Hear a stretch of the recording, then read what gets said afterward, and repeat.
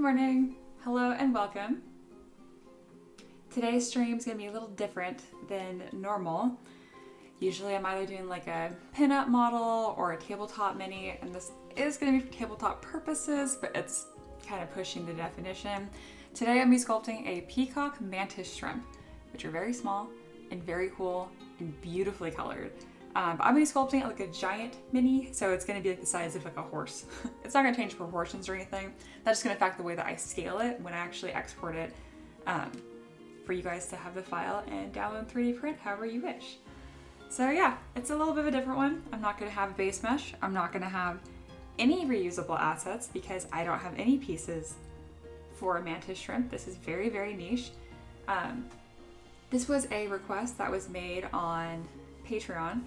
And usually I would say no to this request because it's not like a bear or a cat. So it's not a forest animal or familiar. It's very niche. However, my dad is an avid scuba diver and he's seen mantis shrimp before in person, and I know he's gonna get a kick out of this. So I can double business and pleasure today, so I'm going to do that. And then let's see. Oh, someone new is here. Hello. I like your profile picture. I think it's a Jack Skellington pumpkin. I actually did like the very, very similar pumpkin carving a few years ago. Let's see, your name is Petrovic. I'll call you, no, Pet. I'm not gonna call you Pet. I usually shorten it. It's gonna be Petrovic. Ahoy, hello and welcome. Oliver is here, also hello. This is my new favorite background noise at work. No kidding, I'm honored, honestly. So, oh, that's so sweet. God, that really made my morning. I already finished my coffee, so we're a little different today, but I got my hair, my tubes, I'm fresh out of the shower. I'm feeling clean, fresh, and ready to get sculpting a mantis shrimp. Again, very odd. Petrovic mentions, yeah, new viewer here. Yeah, you are new. Again, hello and welcome. Pet seems good to me. Okay, good. I'm glad it's not condescending. I'm happy to call you Pet, but it just sounds a little, I don't know. All right, let's get started, shall we? Especially since you're new, feel free to ask questions and let me know if you're not sure what's going on or how I got into this, all that kind of stuff. This is my full-time job, so it's kind of a neat one. I've started painting my models on live stream as well. So right now I'm gonna get my lighting set up done a little bit. I'm making sure ambient occlusion is turned on, and I'm gonna add 2 light sources here. If you double click this little orb, it will flip to light on the back of it, which is very cool, but not very helpful for what we're doing. So let's bring that light back to the front. Oh, you don't want to come back to the front now.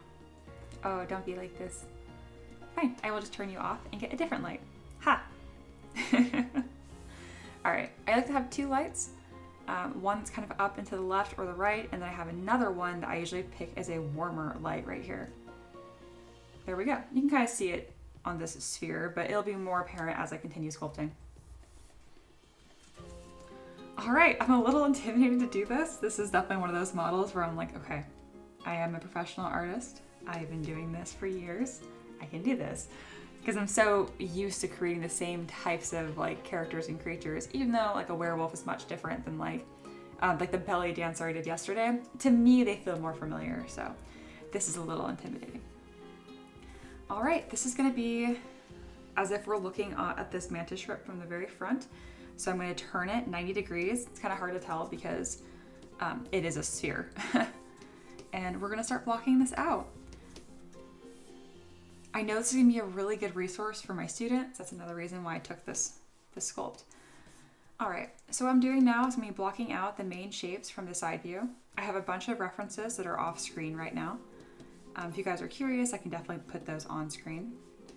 And I'm gonna be just kind of piecing together all of the basic shapes here, making sure symmetry is turned on. And then once I'm happy with the rough shapes and proportions, I will go back and then I'll start to refine them more. But as of right now, it's kind of like roughing out clay shapes. So there's like this abdominal piece in the center here that I have. There are a couple arms. It's gonna be a fun stream, guys. This is gonna be a really odd one. That's really gonna push my artistic abilities. He's got 2 big eyes. Let me know when you guys are able to start recognizing what the heck this is going to be. If you're not familiar with what a mantis shrimp is, I highly recommend Googling it. Again, that is a peacock mantis shrimp. They're really cool. So as you can see, I'm going in here with a lot of primitive shapes, and I am using primarily the move brush.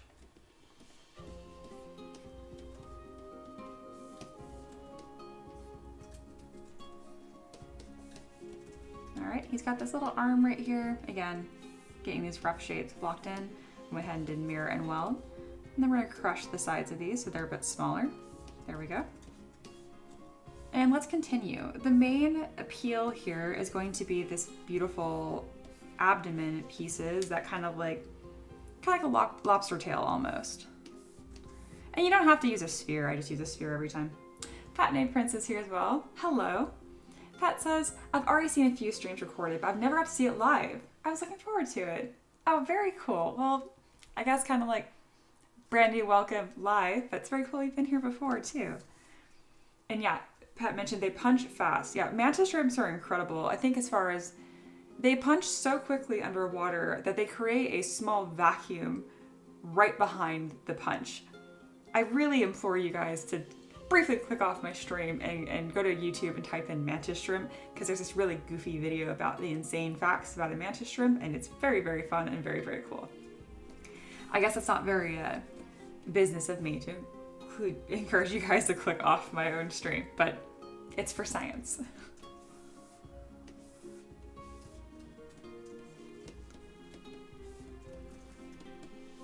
All right, this is going to be more of a curved piece. So I can grab in the center here, and I can use a 3D gizmo modifier. I'm gonna go ahead and use bend arc. There we go, get more of that shape.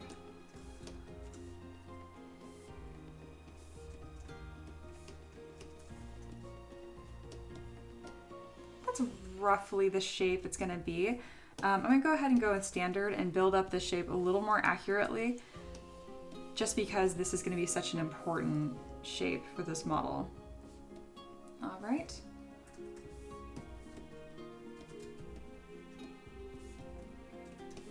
I'm hoping my good friend Ella stops by, because she actually has her master's in marine biology. So I know she'll know a lot about this and probably have some fun facts to share.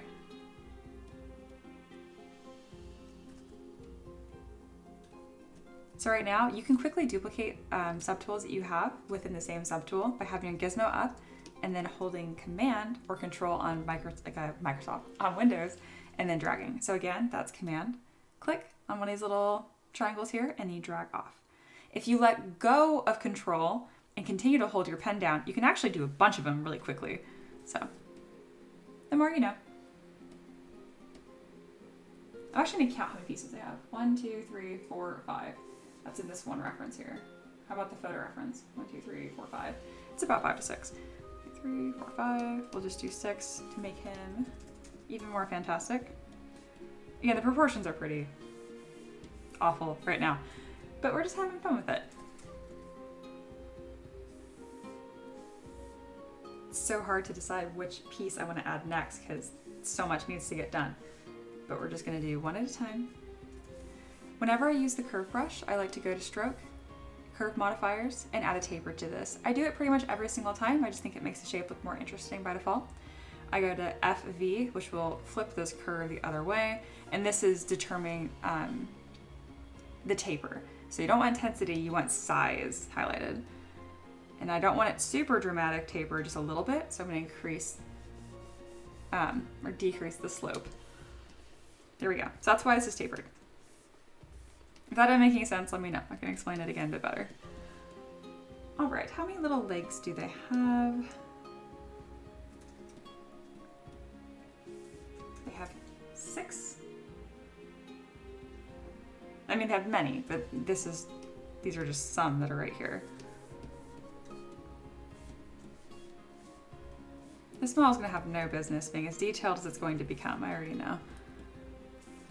I'm a firm believer, if you're gonna do it right. I also decided I don't like that little smeary shape for the arms. Instead, I'm gonna use this.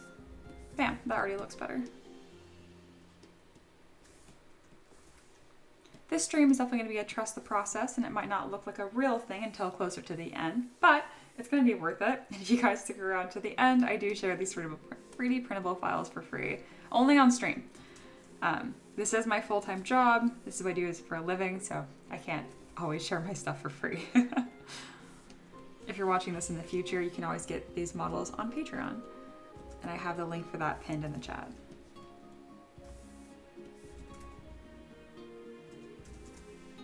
Oh my goodness, he has so many little antennae and little funny bits. All right. Pet says, already looks like a very friendly bug. Well, I'm glad you can already see what's happening, because goodness. He's looking like a whole lot of nothing, kind of. I mean, no, it's happening. It's happening. I definitely appreciate the positivity. Whenever I'm doing a sculpt like this, I always make sure to extend some grace and patience in my mind. Can't judge a model that isn't done. All right. Oh, Saya's here. Hello, welcome back. Well, this is a surprise sculpt to turn up to. Isn't this odd? Yeah, I talked about that right at the beginning of the stream. This is an odd one. A welcome one, though. And then, side note, been wanting to see you sculpt from scratch. Oh yeah, so this is going to be a complete sculpt from scratch. And you can see why, because obviously I don't really have any assets that lend well to a peacock mantis shrimp. I'll definitely need to text my dad during the stream and let him know that I'm making this. For those who didn't catch it earlier, my dad's a scuba diver. I'm also scuba certified. I've been diving in the Philippines and primarily off the California coast. But haven't been diving in a while. My dad still goes very frequently. He most recently, I think he went to Fiji again. I can't remember.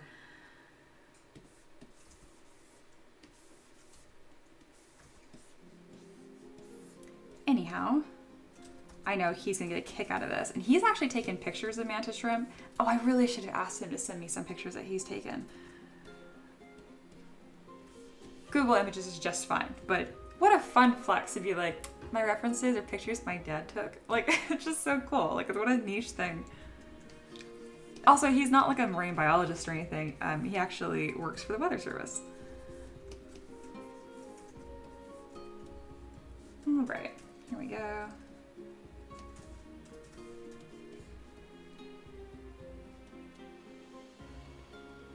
And now we're going to one of my favorite parts of this model, which is going to be these beautiful fin-like legs. Huh, this like little butt piece is kind of pointy. Odd. We'll deal with that later. And then once I have more of these pieces blocked out, we're gonna throw a bunch of poly paint on them because it just makes the stream more fun to watch. I used to poly paint all my models, and that kind of just stopped because I didn't need it to see like the final vision. I initially did poly paint just to help me when I was concepting my own creatures and stuff. But as I got more experience over the years, I just needed it less and less. But now I've kind of come full circle because now I'm taking live streaming pretty seriously now because it's really just been a delight to hang out with you guys. And as a result, now I paint my models again, which is funny. It's kind of like a full circle. All right, how many leg sections do they have? I believe it's on every piece of this abdomen thing, which these sections need to be pulled out much, much more, but we'll get to that later. All right, I am seeing there is one per section, and they have these beautiful like fan-like pieces on them. So I have photos of the peacock mantis shrimp, but I also have an illustration someone did that's a bit more stylized, and I'm following that one a bit more closely because this is going to be like for a fantasy like tabletop game actually. So yeah, I'm not really planning on this to be someone's super accurate mantis shrimp display. That being said, I do want to put some time and care into making it as accurate as I can be. But to be super accurate at this, oh goodness, it'd probably take me days to get this model done. And I'd like to get it done today on stream. So we're gonna work within reason.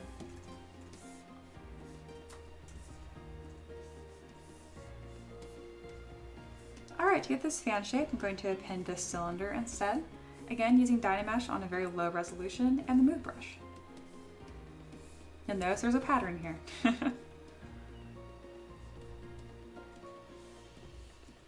And yeah, Sai, that works out so well that you mentioned you were wanting to see me sculpt from scratch. This is a perfect model to see that. I have a stream from, I think it was last week or the week before, where I did a pangolin from scratch, and that one was very challenging and it came out fantastic though. That one was so difficult because it wasn't realistic. It was specifically supposed to be magical, almost like Sailor Moon familiar-esque. It's like a cute magical pangolin with wings. So it was challenging to get that to look right. All right, I think that's gonna be good enough. I'm gonna merge this little leg here and then I'm going to duplicate it. Again, there's gonna be one leg per section. So let's give myself some more room here and rotate as well. I didn't do a very good job on widening these sections. So it's a little challenging to get these legs right now. That's okay.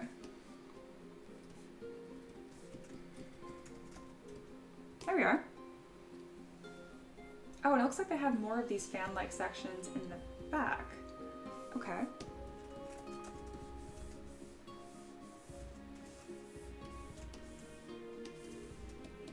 I'm gonna grab just this fan piece and we'll put a couple sections in the back as well. A lot of pieces to keep in mind for this model. Lord, you're gonna be complicated, aren't you?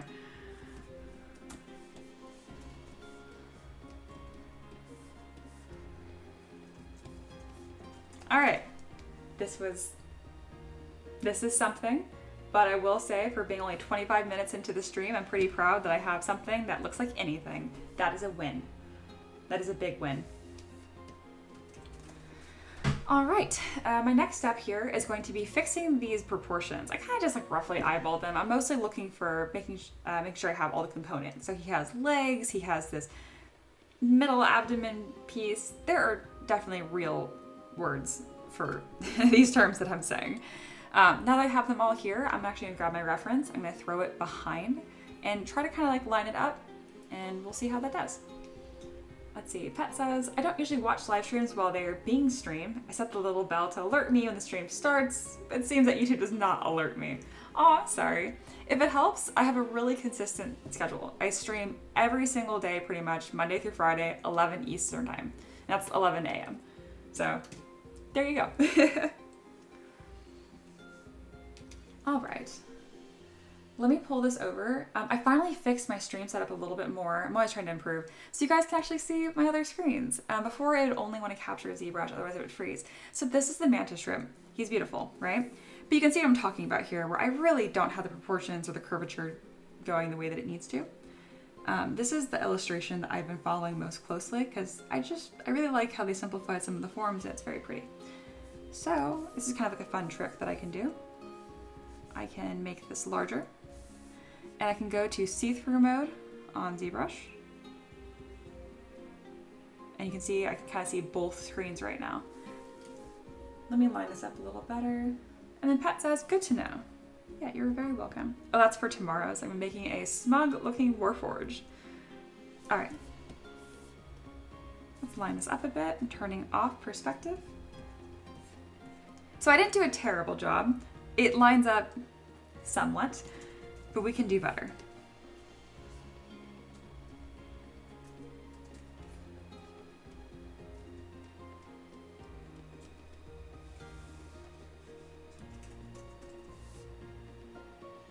I am surprised that this lines up as well as it does.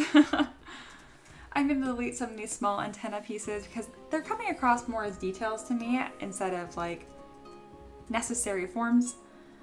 Also, his head is even smaller than I had blocked it out. So let's go ahead and stretch that out.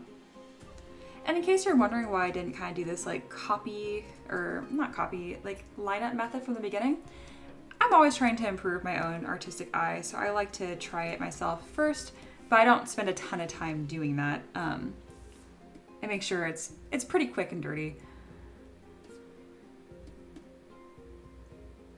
All right. That looks decent. This piece needs to be much shorter. Scoot that over here. And you'll notice that I'm not changing the angle, and that's because this reference is only from one side, and that's where my 3D artist skills come in. That can start to rotate. Sai says, this stream is now a milestone in my day. That's lovely. I honestly feel very honored to be part of your guys' day. That's lovely. I'm happy to be included. Sai says, this makes me want to revisit the oatmeal commentary on the mantis shrimp. Yes, I was talking about that earlier too. It's not very business-y of me to encourage you guys to click off of my stream, but you should to go look at that video. It has just a bunch of fun facts about the mantis shrimp because they are just the goofiest, most very interesting critters.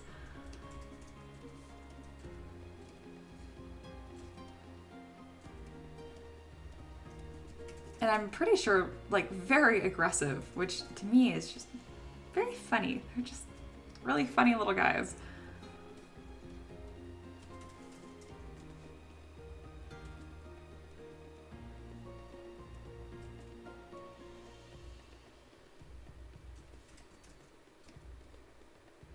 All right, that's lined up a bit better. I'm now going to go in with Move Topological, and what that will do is it will only grab polygroups that are within the subtool. The normal Move brush will just grab any part of the mesh. Again, Move Topological is very similar, but it'll grab individual polygroups.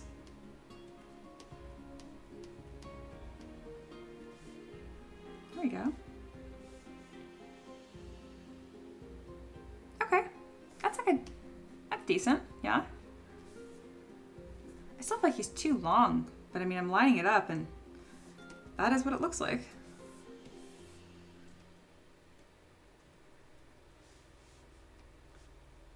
And again, this is kind of more of an illustrative reference here. It's not perfectly accurate by any means,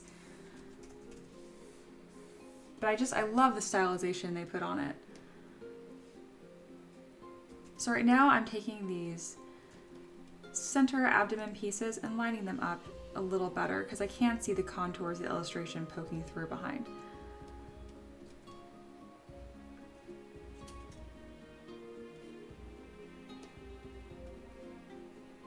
Looks like I have one section too many, perhaps. There's a really quick way to delete sections. I'll show you in just a moment once I'm not in this see-through mode, because I know it's probably a little harder for y'all to see.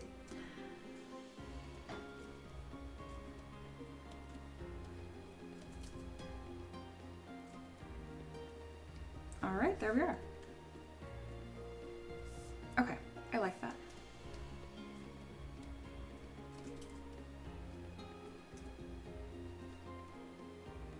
All right, let's turn off the see-through mode, go back to a normal sculpting. Here we are, so there's been some improvements. And then this is that section I was talking about that I don't want. The way you can do that, just go to auto groups. Now they're all separate colors. I can do Command Shift, double click on the section I do not want, and then delete hidden. So that's a nice, really quick way to remove sections within a subtool. All right, we're gonna throw this back to my other screen and continue. Pat says, if I remember correctly, they also see a lot of other colors that we don't see. Yes, I believe that's correct.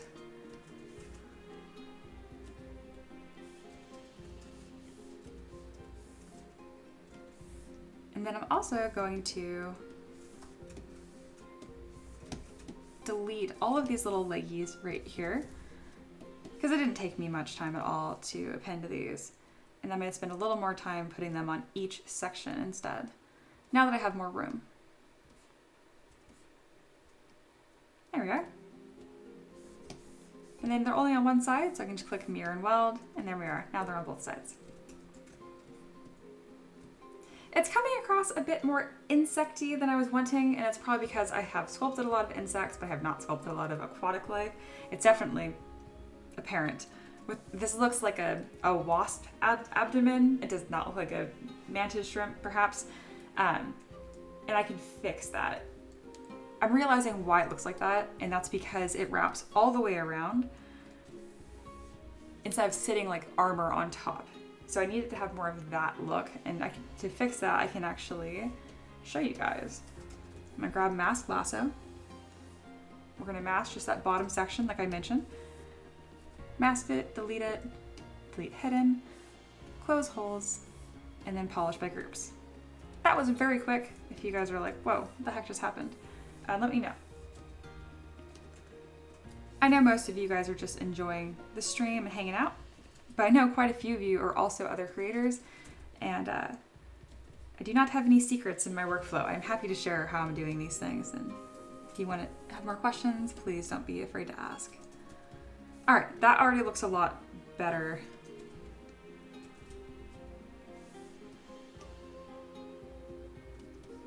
All right, we're gonna get some rough poly paint on here because this thing is so colorful and interesting.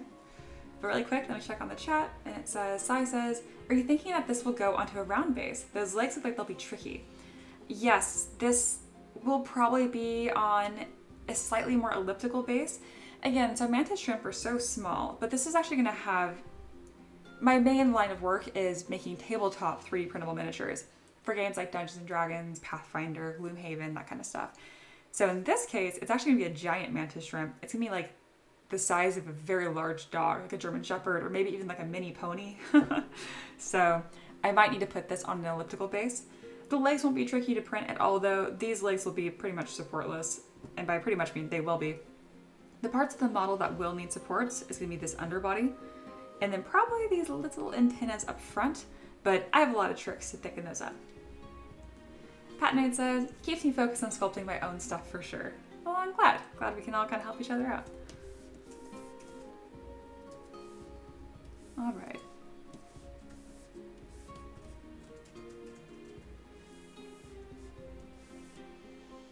Oh my goodness, he's so silly looking.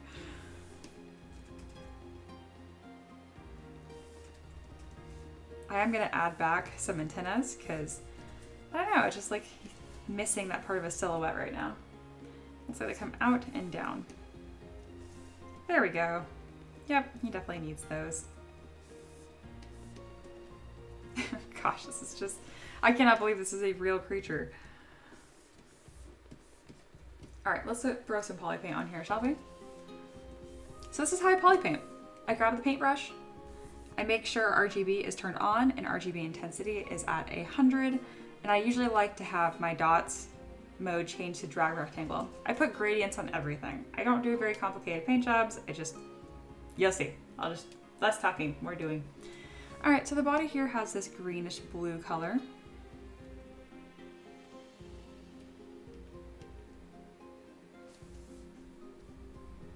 So it's gonna be a combination of these like really fantastic blues and greens with reds. Really just a beautiful little dude.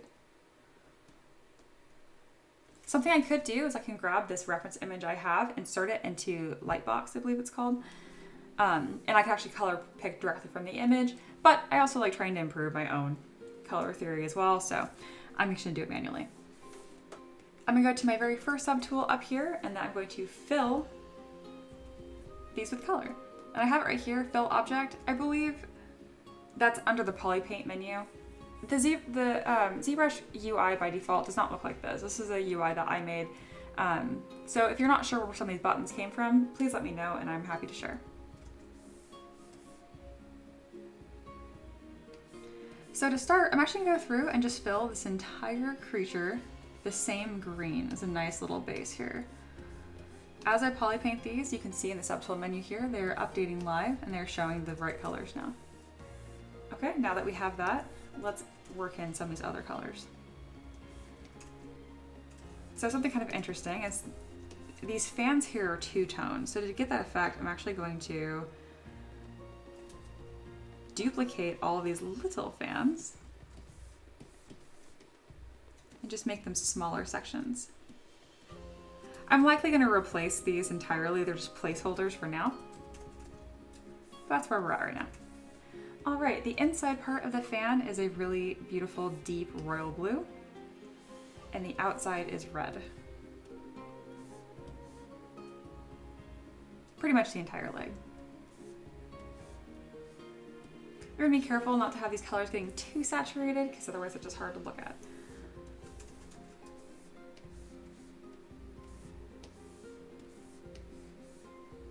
But right now I'm just worried about getting some colors blocked in here.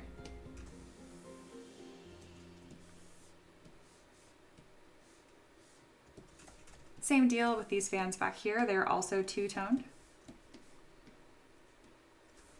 And to achieve that, I'm going to have separate meshes as well. Inside mesh being this royal blue, outside mesh being red. There we are. The head is a lighter blue and the eyes are white. Kind of a weird jarring white actually. There we go.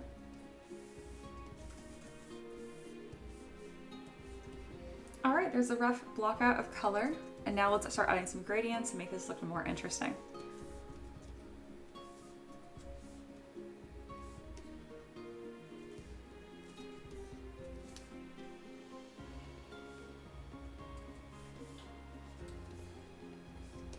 And you'll notice as I go with these gradients, I'm actually desaturating the color quite a bit, and that's just makes it nicer to look at.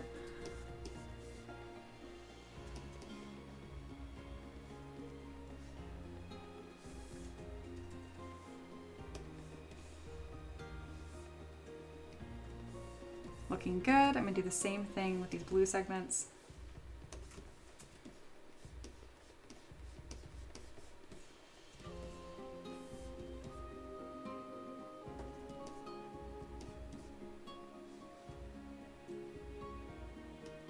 And having these poly painted is actually going to help keep track of what segment is supposed to go where.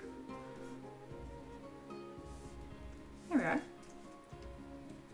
And he also has a couple of these yellow highlights that are kind of on the joints. It's a very colorful little dude. I can definitely see why they call him a peacock mantis shrimp.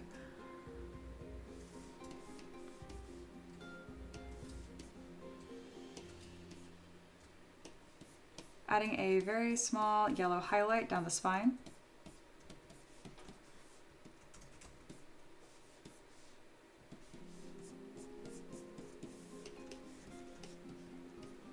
That's looking like something.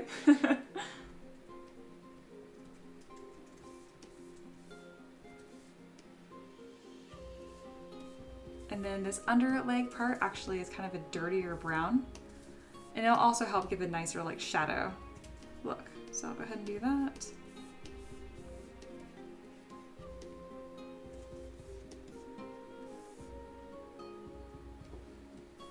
And yeah, I wasn't joking when I said earlier that my painting abilities is pretty much just gradients. I want to add these little dots, but I don't have the resolution to do that, so I'm not going to worry about it. All right, there you go. He's got some rough color on him now. It makes it a little more fun to look at, I think. Now I'm going to adjust the lighting a bit. Here we go. Yeah, this initial light didn't want to flip back. Here we go. I knew it would later on.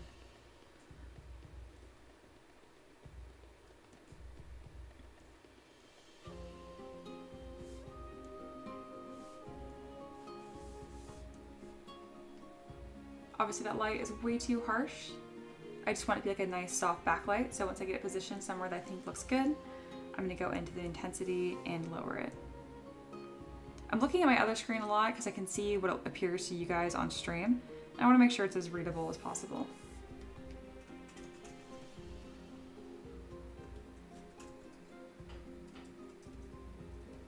Pat says, just gradients is more than I can do in ZBrush with paint. It just takes a lot of practice. I have a little over 850 models available on my Patreon, but that's just what I have like as products I've built into this library over the years. I mean, I've definitely sculpted well over 1,000 models, so give yourself a break. Once you've painted 1,000 models, you can get back to me. I'm always amazed at how people that join this stream do have ZBrush experience. I just think that's really cool. I try to share as many little tips and tricks I can think of while I'm streaming too. So that's why I'm always encouraging you guys, like, oh, if that didn't make sense, like let me know, ask questions, because once I've done something literally hundreds and hundreds of times, to me it doesn't stand out as helpful, but I know that it can be. So I'm always trying to remember. Is there a way to zero mesh but keep my poly paint? I don't think so. That's okay. I can use Dynamesh instead.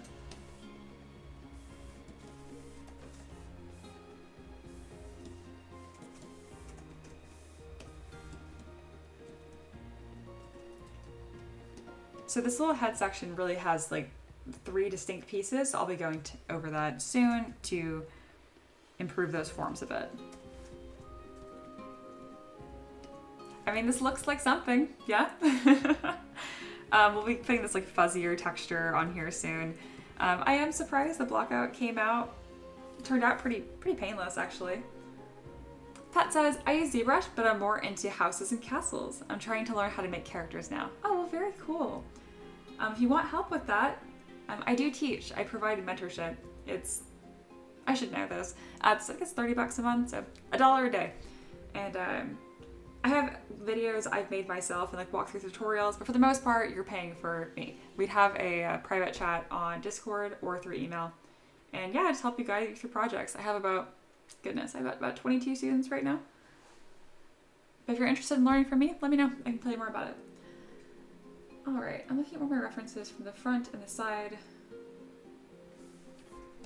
The biggest trick about sculpting, it's kind of like a big game of spot the difference. You just need to know what to work on next.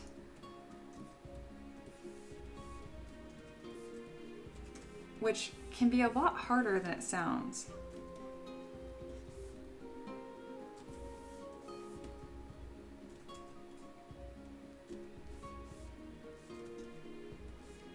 I like how these are so layered. They're going to catch paint very nicely. However, a little too much. So I'm going to tighten up those gaps a little bit here. And this whole thing needs to be smoothed out as well and more flat. I need to think more like armor and less like a wasp butt. Definitely it's looking a little waspy. There we go. Same with these pieces back here. I didn't realize that these are supposed to be armor-esque looking as well. So I can handle that. There we go.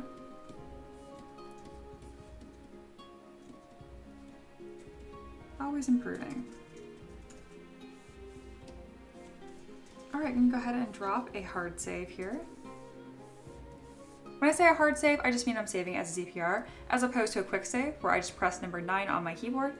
That's it, in addition to the autosaves I have happen every 3 minutes. And no, I'm not kidding. I hate losing work. So I have autosaves go off obsessively. There we go. Pat Name Print says, I think you can, but you have to project it back on, I believe. Yeah, I think so. And Pat Name right there is referring to, can you keep poly paint with ZRemesher? And so the answer is yes and no. Pat says, definitely as soon as I become a functional person again, I'll keep it in mind. Absolutely. Functioning person is first. Make sure you're sleeping really well, eating really well, then worry about it.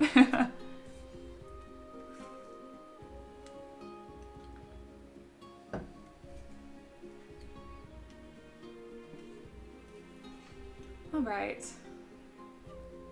We are 45 minutes into the stream. And I'm pretty happy with this block out. This looks like a whole thing, doesn't it? Not so bad. Can throw some details on this and call this pretty good. Gonna have to make sure that I don't fall too far into the rabbit hole of accuracy because this is a very complicated little critter. Wild, okay. Well, good. When I live stream, I usually like to have a little stamp at the upper left hand of like where we started. But in this case, we started from a sphere, so I didn't have anything to show you guys. But now I can do a little stamp of this up there and we'll have a little reference. I threw a fancy render on this really low poly model, so if you haven't looked up in a little bit, you can look up now and see in all of its glory this very low poly colorful mantis shrimp. For 45 minutes, it's really not bad. I like it. I like it a lot. All right, I'm gonna run and grab some more water really quick. I'll be back in like 5 minutes. I'm trying to get better at taking more breaks during live streams. Yesterday, I streamed for 4.5 hours and I took 1 5-minute break. What can I say? When I live stream, I'm chatting with y'all, I kind of just fall into a groove and I forget to hydrate myself and move. All right, I will be right back. Oh, and thanks for hanging out so far. This has been a blast.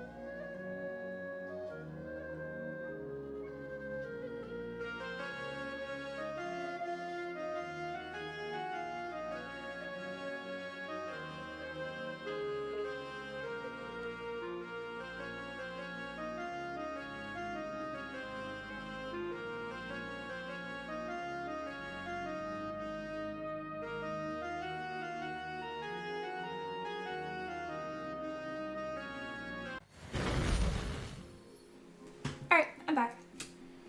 Sit up, stretch, kind of fluff my hair as it's starting to dry more, and we're back. Sai says, wow, that's more than not bad for 45 minutes. Thank you. I feel pretty proud of it too. It's pretty snazzy. All right, I just know I have a lot of work to go. But I'm really happy to finally block out something quickly on stream because this is my first week full-time streaming, so like Monday through Friday. My previous weeks have been interrupted by national holidays, like the release of Dragon Age Veilguard. Great game, by the way. And what was I gonna say? Oh, I mentioned before in stream where I sculpt much faster off stream. I'm still getting used to talking with you guys and balancing that workflow.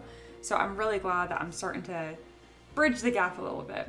I do like that I work a little slower on stream. I found that my models are coming out a bit more polished, and my wrist health has never been better. When it's just me working, I tend to work a little too quickly, a little too frantically, and it stresses out my wrist. So this has been a big win-win all the way around. All right, right now I'm just staring at this model and thinking about my next steps.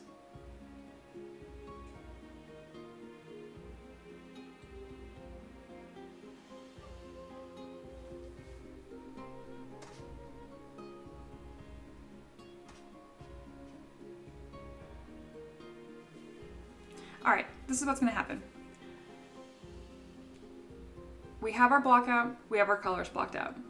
It's time to move on from these primary forms and start introducing more secondary forms, which if you're not familiar with like, the hierarchy of forms, essentially primary is like big, bold shape. So we have like each of these individual pieces here. Secondary forms are gonna be like, see how his eyes are just spheres right now? We're gonna start constructing like the eyelids and that kind of stuff. And then later on, I might add some tertiary forms, which when you think tertiary forms, think like fine details. So these fans right here are gonna have like, kind of like a feathery texture to them. And yeah, we're gonna work in that order. When I block out, it's very important that I move throughout the entire model and I am rechecking proportions. There are still some glaring issues here. I really think this spine here is, again, very wasp butt-like and not very mantis shrimp-like. As far as accuracy goes, it's not there. As far as visual appeal, it is there. It's just for the wrong reasons. Like recognizable and familiar, just for the wrong reasons. But I can tighten that up when I come back in through my secondary forms. Anyway, primary is looking good. Let's start kind of from head to butt and start introducing more secondary forms.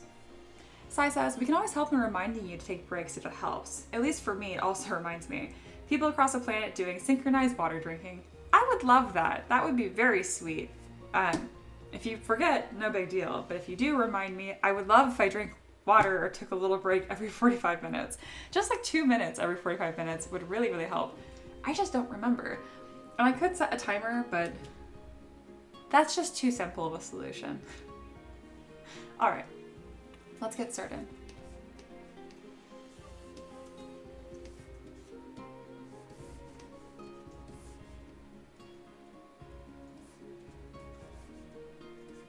Right now I'm getting that little stamp up here, so that way when people are kind of just popping into the stream, seeing what's going on, they can actually see some progress at the top left, because I tend to have a habit of working terribly zoomed in to the point where you really can't tell what's going on. Which is especially funny because my tablet is freaking 2 feet across. I have a huge Cintiq tablet. I've had it for years now. Thank goodness, because this thing was a fortune. But yeah, I still work super zoomed in. Old habits die hard, I suppose. I've also noticed that almost every person that's joined this stream has also liked the stream, and I really appreciate it. It really helps with algorithm stuff. I'm pretty sure, I'm told it helps, and I think it does, so I really appreciate that too. All right, let's get these eyes looking not like that. All right, I'm looking at some references here because their eyes are very space alien-y. Goodness, I'm not even sure where to start with these. Okay.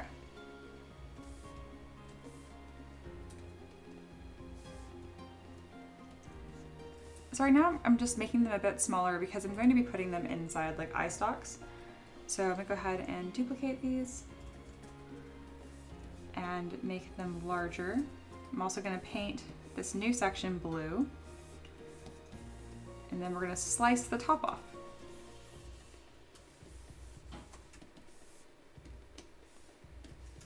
There we are. It has been sliced, and now we're going to put these eyelids around his eyeball.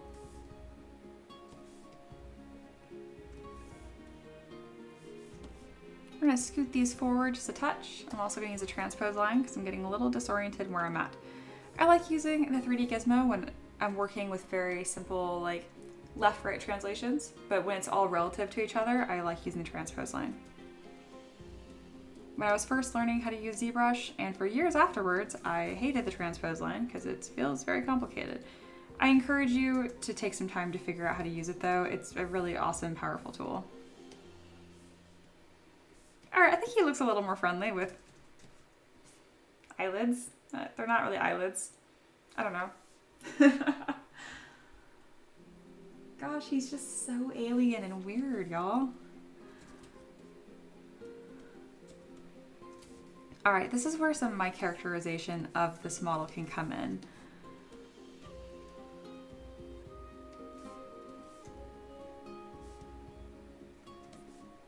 We're not going for like a Pixar-like characterization, but we can get a little more fun than these like biology references I'm looking at. So you'll notice that I went through right there and used ZBrush, and look how much cleaner I made these, like the lines on the eyelids. All right, that looks good.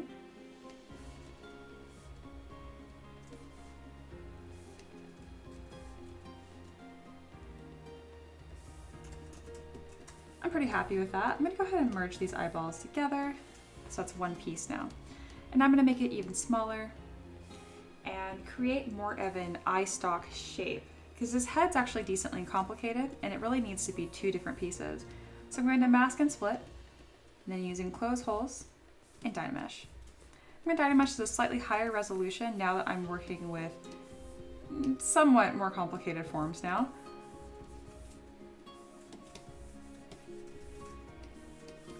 This is gonna be one of those streams. It's gonna be like a lot of fun for y'all to look back and see how far this model came. All right, again, looking very close at my references. So it's kind of like this upside down triangle shape. And the eyeballs are not, they're big, but they're not that big.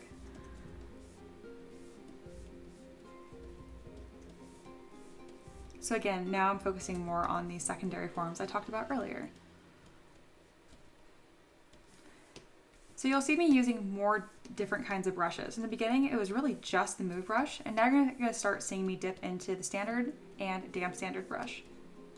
It's funny that standard and damp standard sound so similar because they operate very differently. Damp standard's like a crease brush, essentially. And then I'm still gonna be regularly Dynameshing throughout.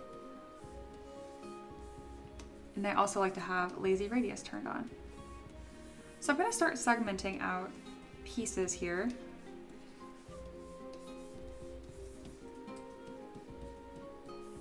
And that's just making the model look a little bit more structured. Again, this is definitely not going to be going into the Smithsonian for accuracy, but I still want to make sure I'm not mumbling while I sculpt and that my forms are very confident and very clear.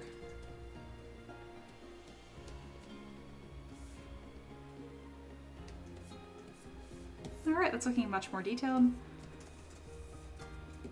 I'm gonna go ahead and merge all of that together and increase all of the size together because it got a little too small there. Now that I've resized it, I'm going to split the bottom part of the head off again. This piece is interesting because it kind of overlaps on top from what I'm seeing in the references. Another interesting point is it doesn't look like every mantis shrimp looks the same. So it looks like there's some variety in this species as well. I'm assuming like different biome and stuff. I guess not biome, they're all ocean, like different parts of the ocean. There we go. Oh, and it's been a little bit in the stream, and I know a lot of creators are hanging out, so if you guys want to take a little break and talk about what you're working on today, feel free. If you're in the zone, keep doing your thing.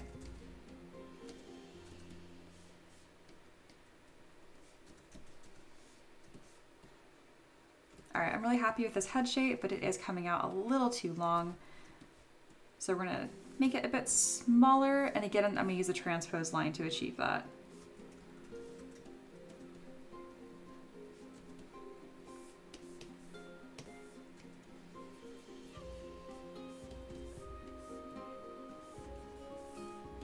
I'm also gonna use ZBrush here to clean up my forms just a bit. I like using ZBrush with half turned on. I find it gives me the best results. I only click same if it's already very low poly and I don't want to push it any further. Otherwise, ZBrush and half. All right, I'm starting to see a really nice crease on the edge here, and I'll probably go with the ZModeler brush and actually make that a manual crease later on. If you're not familiar with the ZModeler brush, it's an incredible tool. It will feel really alien and confusing when you start using it, but it's so, so, so worth it. If I remember correctly, the new version of ZBrush that's ported to iPad does not have the ZModeler brush, which I think is a very, very odd choice.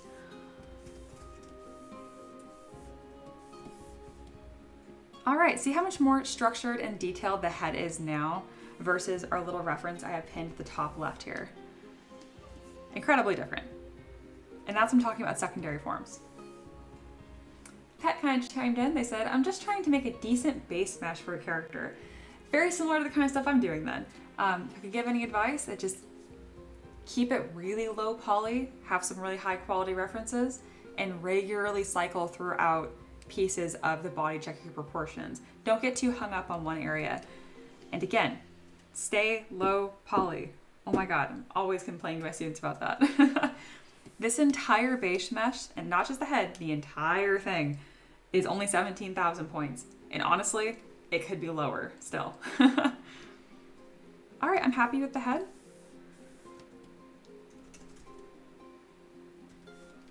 Let's look into these stalks a bit more. These are really fun, and they are very distinct pieces, so they'll be easy to do.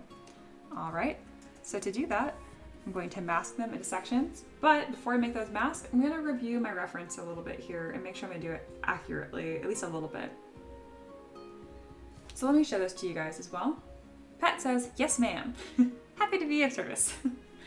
So again, this illustration one I'm following, it really looks a lot different than the actual ones. These fans are much more exaggerated, and in the actual references I grabbed in MANTIS shrimp, they don't have that. They're tiny, but I like the art one better, and so I'm going to use that one. But there's a lot more small pieces like antenna, and this is for 3D printing, so I'd like to simplify that as much as possible. I like how clearly defined these stalks are. So there's 3 segments, followed by a forked piece. So at the very least, we're gonna do the 3 segments, and I'll probably combine the fork into one piece, and again, that's for ease of 3D printing. A 3D printer can handle it, to be clear, but if these are going to be tabletop pieces that are going to be handled frequently, it's such a pain when they're like too fragile and they're always breaking. So I like to make them as beefy as possible.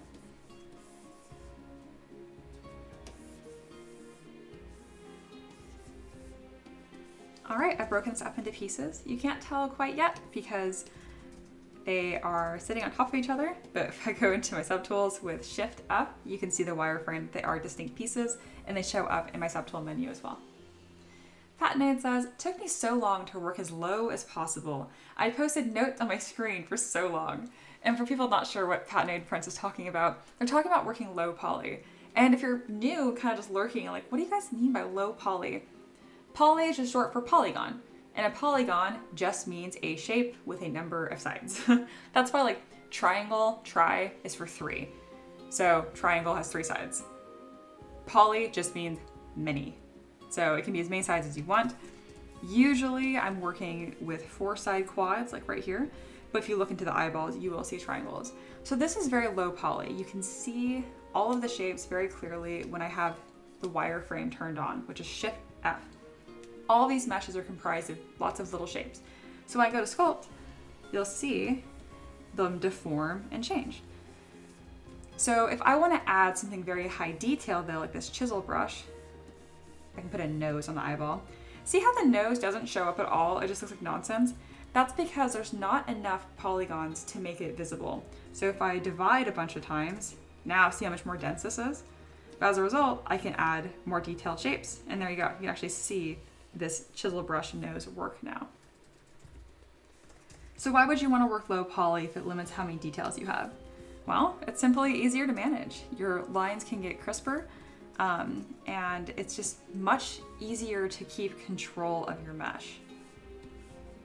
So there's your little quick rundown.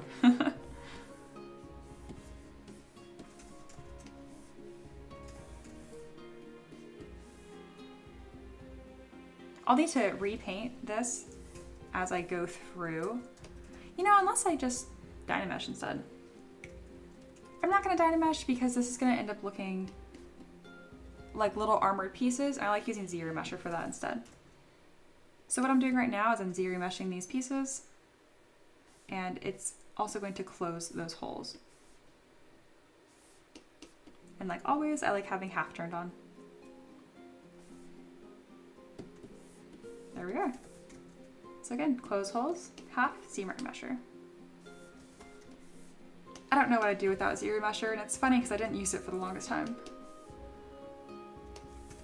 And unlike using the transpose line or the Z-modeler brush, I didn't use ZBrush not because I didn't like it, I just didn't know it was there. I just used Dynamesh to death. Pat Node says, and your computer will hit you less, and that's in regards to working low poly. Also true. If you're working super high poly, it's just kind of a dirty way to work. Your computer might be able to handle it, but it's not a clean workflow by any means. ZBrush already hates certain brushes, like using the knife brush, for example. And if you're working really high poly, it's especially not going to work. All right, to give these segments that set in armor piece look, all I'm going to do is go to the edge here and use the inflate brush.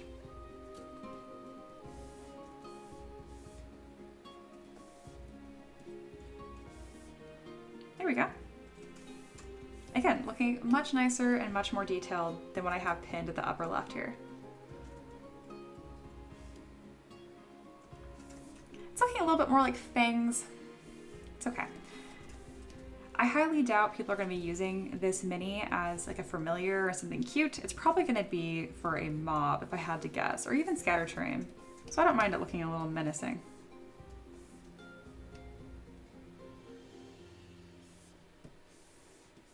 Right now I'm going back through with poly paint because it really doesn't take me too long, and it really just makes this look nice. Oh, I colored this backwards. Oops. No worry. This is why you have references pulled up all the time. There we are.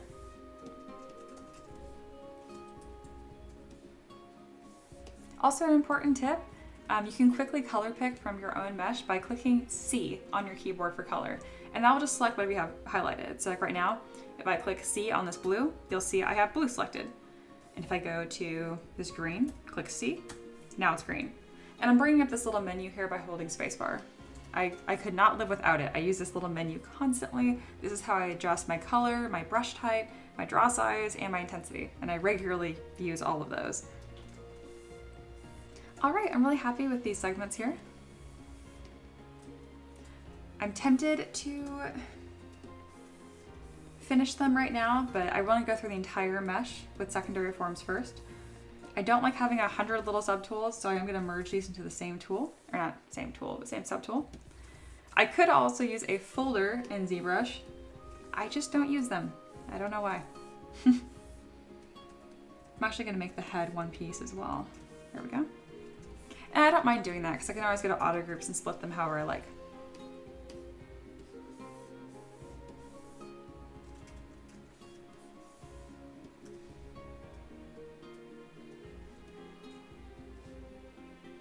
And you'll see me regularly going through and making the head bigger, smaller. I'm just kind of playing with the proportions and seeing what I like most. I believe this will look better flipped up. Yes. And now as I work through, I'm definitely going to be seeing meshes I can reuse. I'm pretty sure I can reuse these antennae as the arms as well. So I'm actually going to take these antennae, duplicate them, flip them 180 degrees, and then make them larger.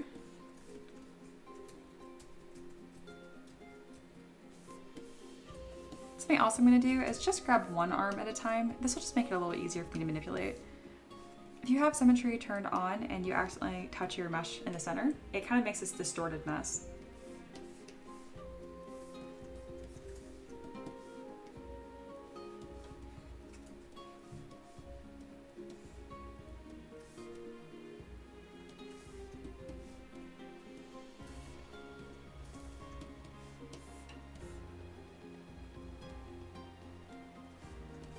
All right, I'm gonna hide these placeholder arms and see if this is gonna work out for me. And go to Auto Groups, and this will allow me to select pieces of this arm and kind of begin a pose.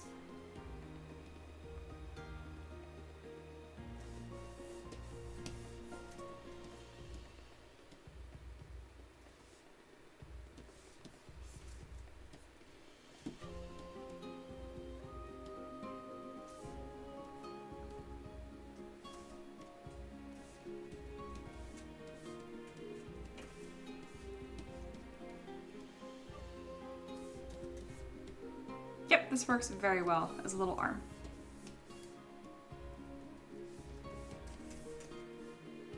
Accurate? Maybe not 100%, but definitely clear and good forms. He's looking a bit precious, honestly.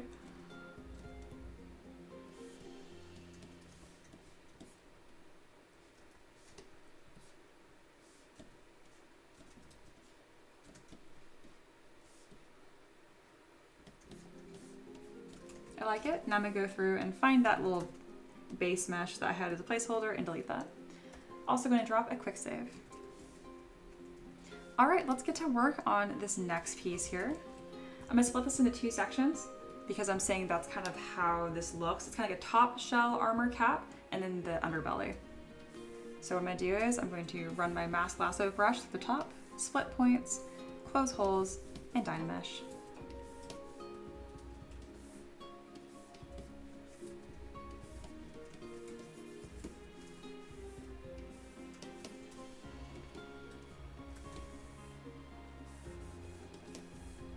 There we are. I'm gonna do the same thing at the top. Close holes. I like to do mask by features because if you have these little jagged edges and then you Dynamesh, you end up getting these kind of funny artifacts. Again, I'm saying very low poly. All right, now that I have these two pieces, I just find it a little easier to manipulate. I'm gonna go through with the trim dynamic brush and cut off that little edge. There we are. Sai says, if you start low poly, at what stage do you increase the count? Assuming you do. I definitely do, and I do that as needed. So I really will add poly count and subdivide when I'm starting to add fine details. If I can get away with not adding, I don't. But every model I will at some point increase the poly count.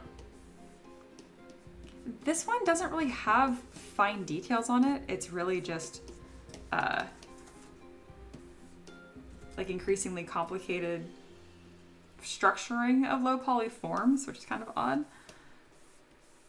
If I was gonna add like skin pores on like a face, like that needs very, very dense poly count. Same with hair or fur, that also requires a pretty high poly count. Great question.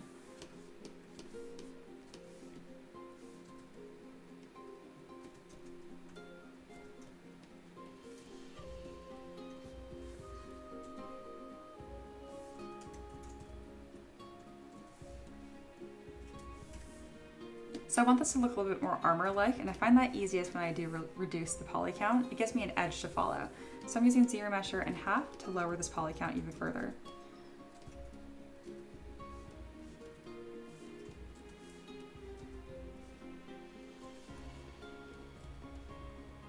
And then I'm gonna look at my references a bit more to see. This plate really is just rounded on the back. I can still make that form look interesting and intentional. There we are. I like it.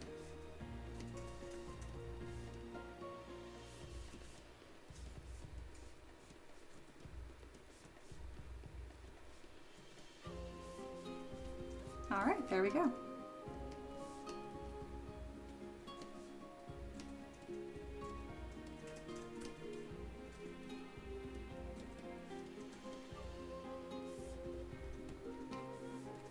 I'm going to merge this top piece down to this bottom, and I'm also going to add some more poly paint to them. Doing fill object, fill object. I actually won't worry about doing a gradient just yet. You know what, I might as well, because it'll blend this arm in nicely. There we go. And I'll make this entire piece a bit bigger to make sure I'm not messing up my proportions from my initial block out. It's a lot of little things to keep track of.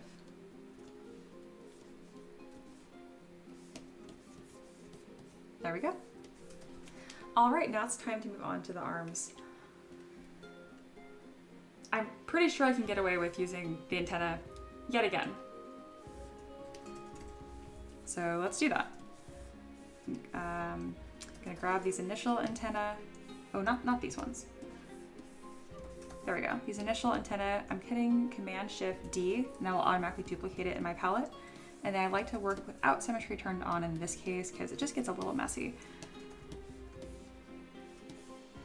All right. I'm gonna get rid of this little toe on the end because that's not really how their little feet look. And then making this much larger. Yes, that looks good. And then now that I'm looking from the straight on view, we're gonna add a little bit of a taper as well under the 3D gizmo. All right, taper looks good. Wherever I can add more material, I like to because this is gonna be used for 3D printing.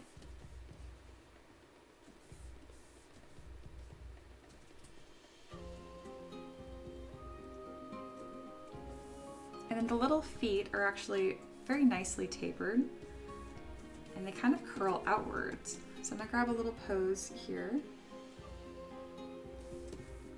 and then use a pinch brush to clean up that line. It's a little curvy from the front, so I'll grab my move brush and just scoot it back over.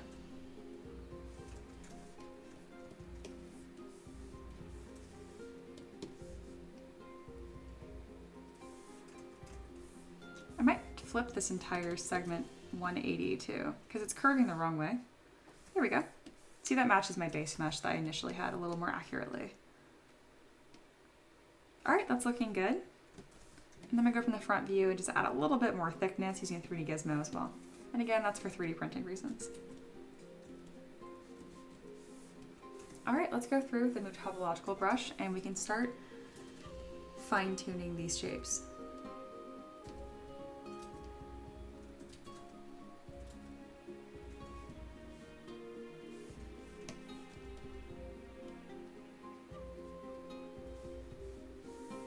I'm gonna go ahead and hide those arms that I have as like that low poly base mesh. And I'm also going to take this little foot here and reduce the poly count because it's just looking a little wavy. So to do that, I'm just going to use ZBrush by half and then inflate. Do it one more time. That's looking much better. And these little arms are supposed to be completely red as well. So let's go ahead and throw some more accurate poly paint on here. And we can add more visual interest and deviate from the reference later on.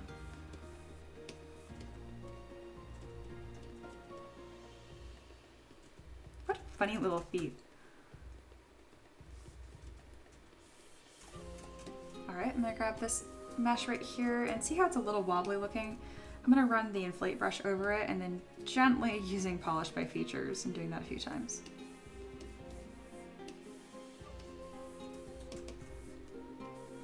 I'm actually going to make this its own segment again and then ZBrush with same turned on. As I mentioned earlier, I rarely have same turned on. I only do that when it's already so low poly and I don't want to go any further. Using Trim Dynamic to flatten the nib here, and that's just to have a cleaner intersection point for this next part. There we go, so that has a nicer transition. All right, that looks like a leg. Let's go ahead and merge all these pieces together, keeping them distinct so I can adjust the other leg sections as needed. And then we can make this a little bit bigger and point it down. There we go.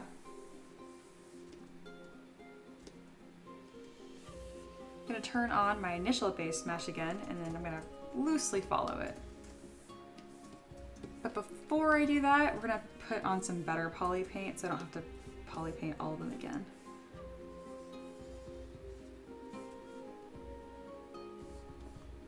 There we go, just put on a nice little gradient. Nothing too fancy.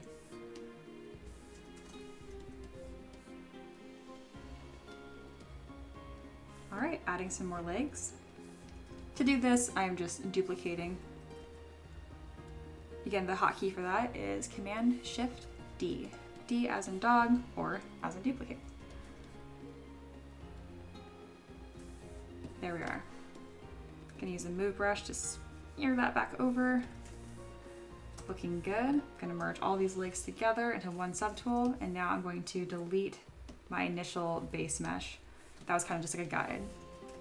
All right, mirror and weld, and now he has legs.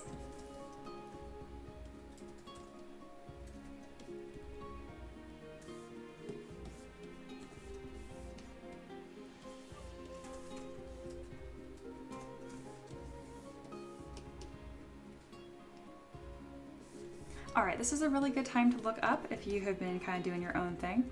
It's a really good comparison point from where we were and where we are now. So at the 45-minute mark in the stream, we were here. And the main areas that I have adjusted now are pretty much from this midpoint here. You can kind of see my mouse scribbling forward. So I've done the antenna, the eyes, the head, this neck, I guess you can call it, the front legs, and then the upper front legs. So that's what I mean by going from primary forms to secondary forms. It's always easier when you have a visual.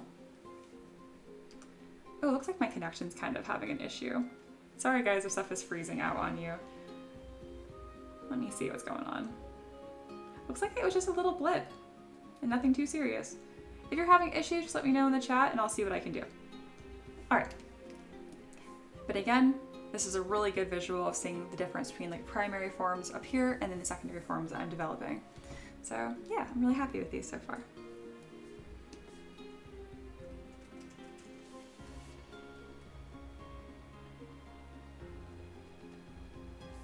All right, here we are. Get a little bit of water break. And then what point are we at in the stream? This has been flying by. We're at an hour and a half mark. So if you're just tuning in, hi and welcome. My name is Mia. I'm part of M30M, that's me and my husband. And we make 3D printable models for a living. We specialize in tabletop, so games like D&D and Pathfinder. But every now and then I get requests to do stuff like this on my Patreon, and I'm now sculpting a mantis shrimp.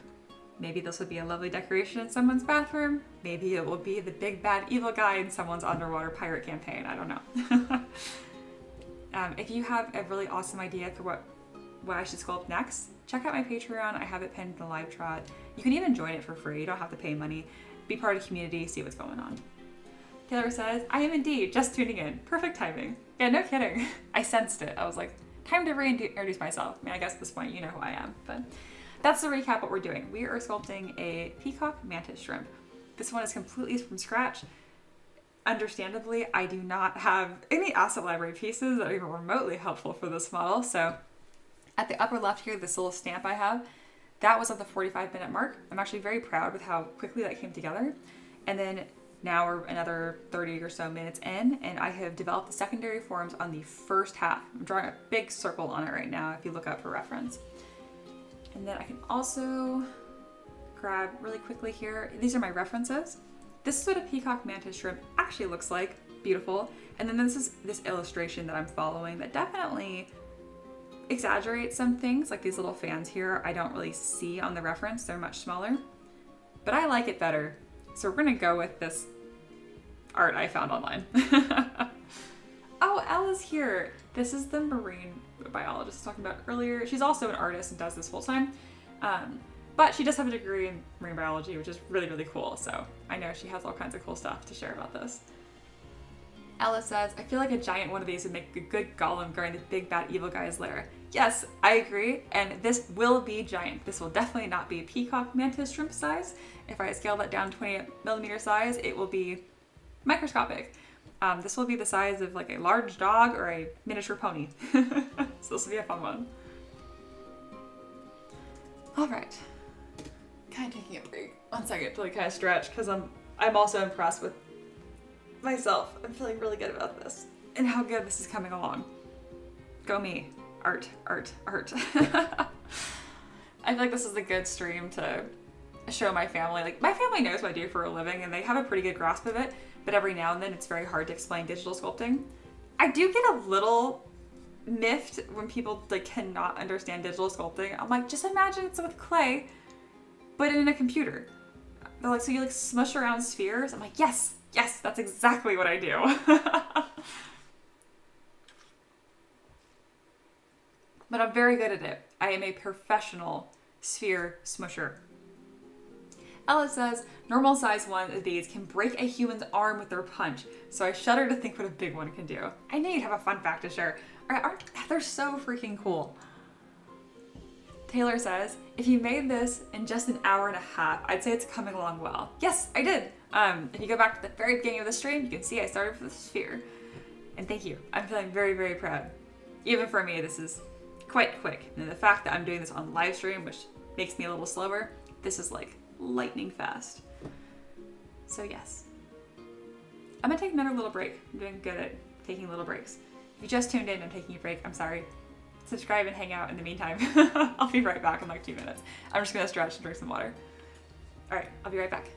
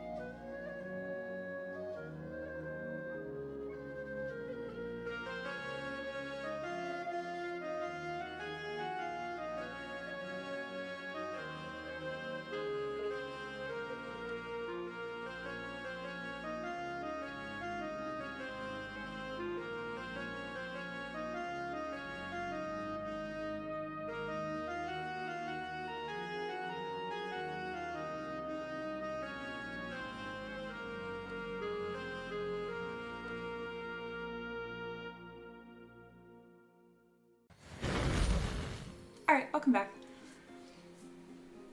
I'm getting much better at pacing and actually taking little breaks. Again, yesterday I did a 4.5-hour live stream sculpting an angelic belly dancer with a sledgehammer. If that sounds even remotely interesting to you, the stream is on my YouTube channel and it's pretty cool. But yeah, it was a 4.5-hour stream and I took one break for like 3 minutes. And it's not because I feel like I need to work that hard, I just lost track of time. So I'm trying to do better with that. Every break I do like a big stretch and it's been really nice and keeping me fresh. I think it's also making me a bit perkier, so I'm a little more chatty with y'all, and I'm being more done. So I think it's a win-win all the way around. All right.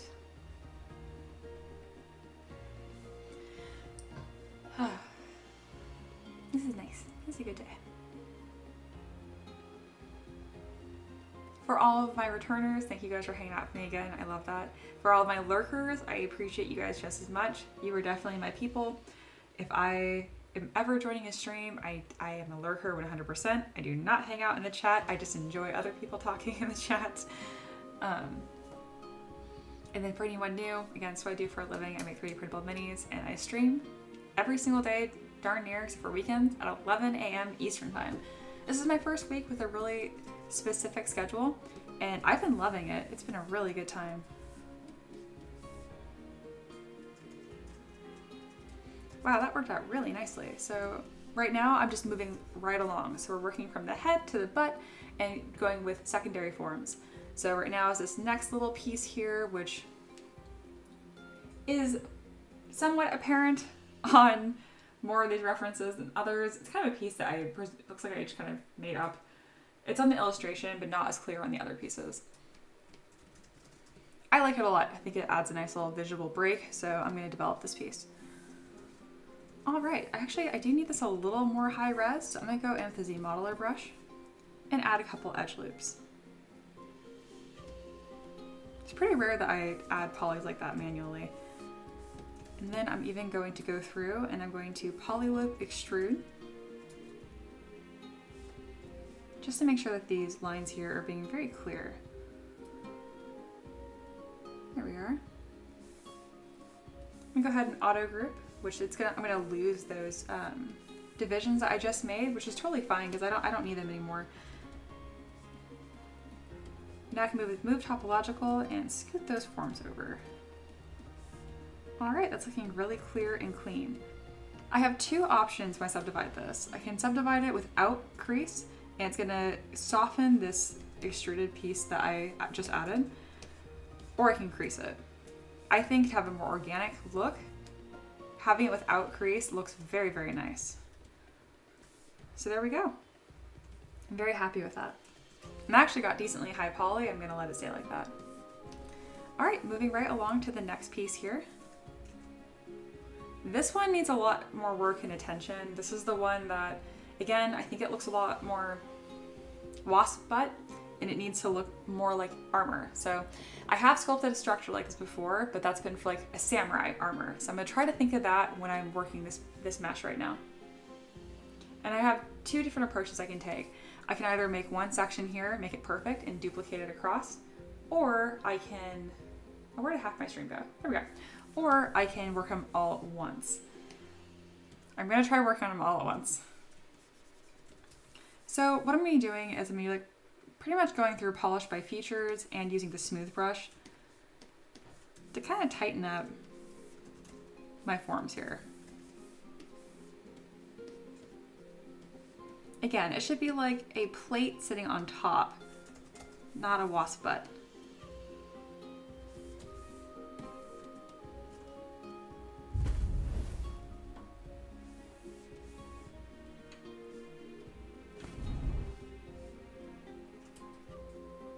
Looking very carefully at my reference.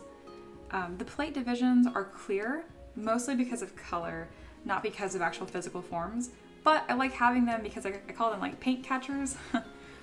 So.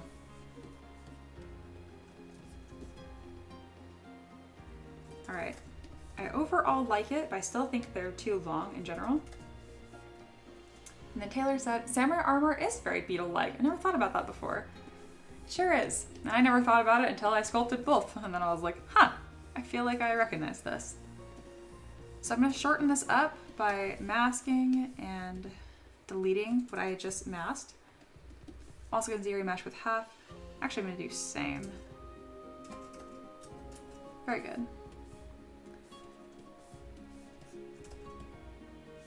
I'm going to hide the little butt here, and then I'm going to use taper to make it a little more flat. That's looking better. Do a quick mirror and weld to make sure we're still working in symmetry here. And now I'm going to adjust these forms one more time.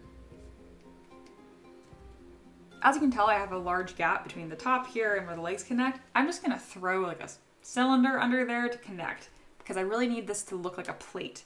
Hey, Monkey's here. Hello, welcome. I'm doing something a little different today. Instead of sculpting a typical like character or monster, I got a request for a mantis shrimp, and I've been sculpting this completely from scratch because, understandably, I don't have any assets that are helpful for this.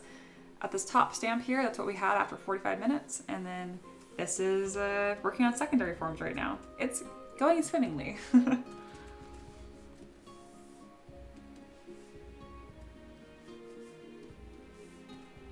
All right, this is looking pretty darn good.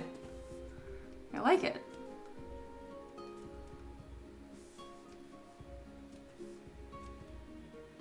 Each one of these little plates needs to have a curve down.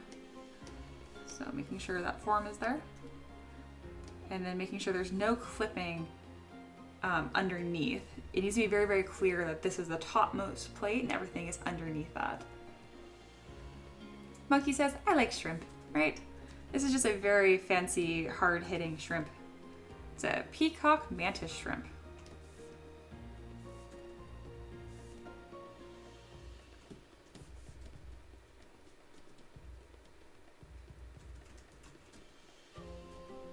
All right, looking pretty good.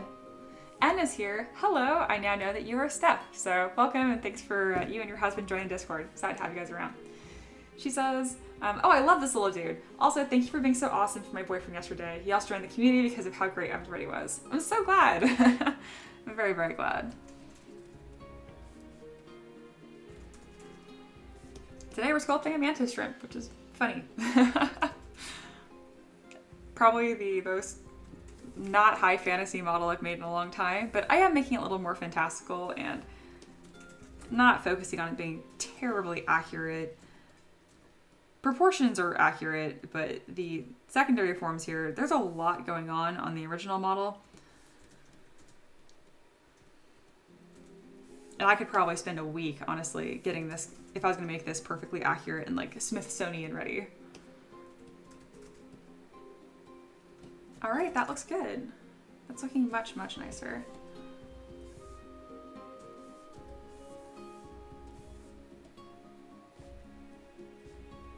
So the block out of this piece kind of already was in its secondary forms. If I was gonna be doing primary, it would really just be a big tube. I do wanna make sure getting all the subtleties here. And I wanna play around with the ZBrush to see if I can get a nice curve extruded on these. I might need to play around with the poly count first. That looks really good. That did not work. That one worked. Ooh, this might work the first time. Very exciting.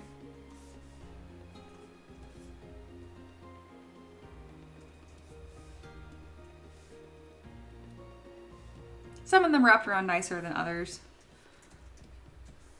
All of it was an improvement to the model though.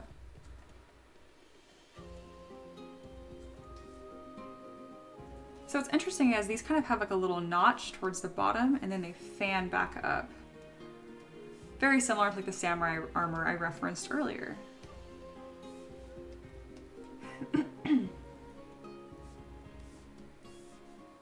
All right, I'd say that's pretty nice for a secondary form, looking much nicer and more confident and clear forms than this initial little block out I have.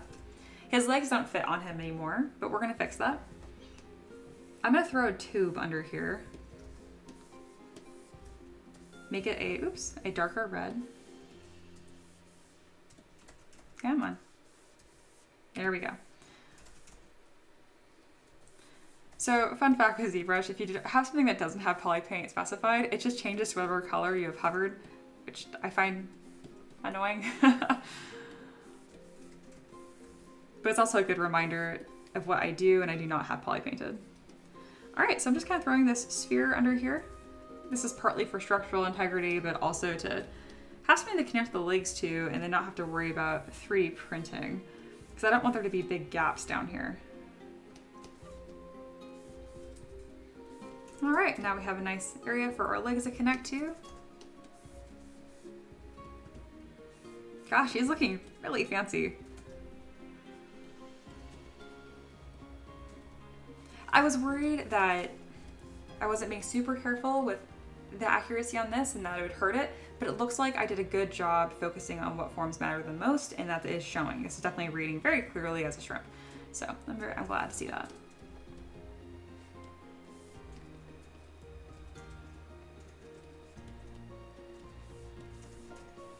I might revisit this neck piece again, because I think adding a Z-modeler loop on it would look nice. I wish I had a loop that went all the way around. I do on top, so I'll use that. I'll throw another one on there just because I like it. That's a good example of me taking some artistic liberties. And then doing the same thing to this lower piece too. All right, I just want those forms to be a little more defined, so I'm happy with that.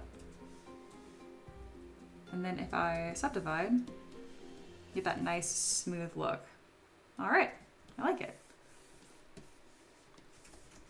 Right now I'm kind of blurring the line between secondary forms, kind of starting to push into higher detail, but this model doesn't really have super fine detail other than the little feeties.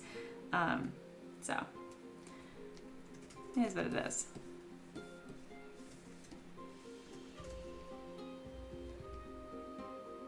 Oops, that's not what I want at all. I just want this one loop, but it wants to extrude a ton.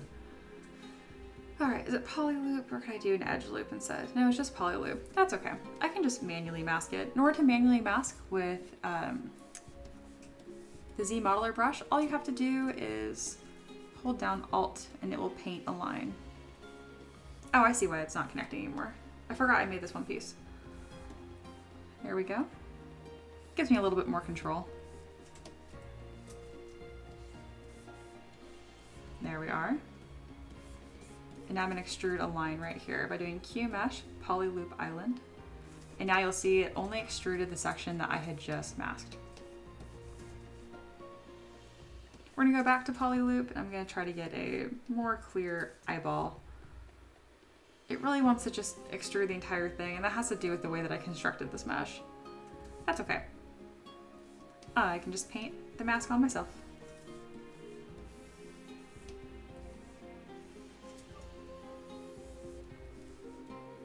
Ah, I see the problem here. You can see that kind of twists. So that's why the loop wasn't completing all the way around. If someone joins the stream right now, they're gonna be like, this is a good example of why I have the stamp up top, because you'd have no idea what I'm working on or what's going on otherwise. All right, I'm actually gonna leave that alone for right now. That's looking good. All right, let's give these legs some more attention and the belly.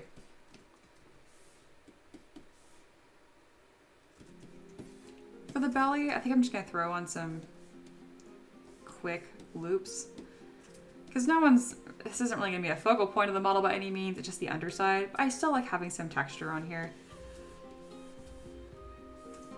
There we go. There, see, it doesn't look nice. It's better than having nothing. All right, let's connect these legs. So I'm actually going to delete pretty much all of the leg, and we're just gonna work on one. So I'm gonna duplicate this base mesh here because I like having a reference in case I stray a little too far from the original. Auto groups, and we're gonna just select one leg. So to do that, I just hid the leg I wanted, Control W will polygroup, and I can delete all of those very quickly. Seems like a ridiculous amount of clicking and keyboard shortcuts, but Once you do it thousands of times, it gets easier, I promise.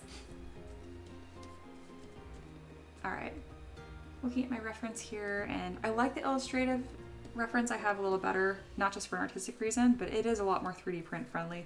Each one of these pieces just has more substance to them. All right, we're gonna do ZBrush in half. Very good. I'm gonna do ZBrush in half one more time. Again, if I can go lower poly, I like to. Also gonna scoot this leg up closer. So we're gonna have these middle legs, there's gonna be one per section of the body.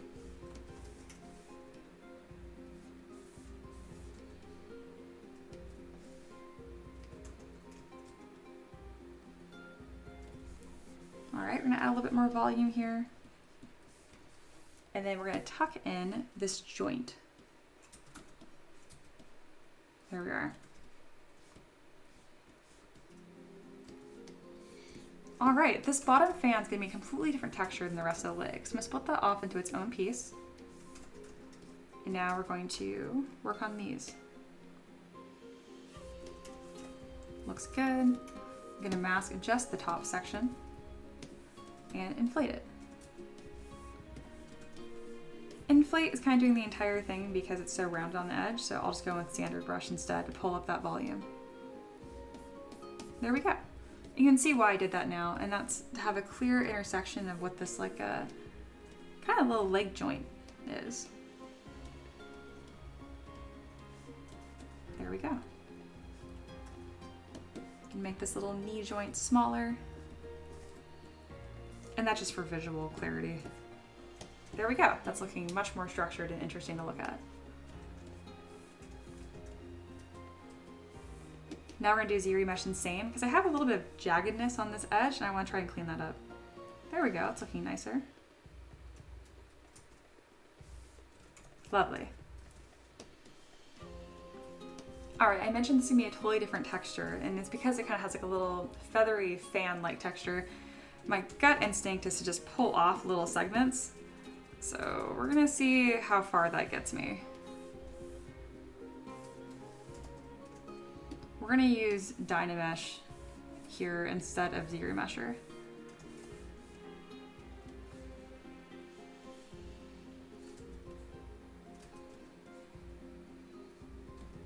To make sure I'm getting this feathery texture, I'm going to start at the very tip and try to pull off some little sections here.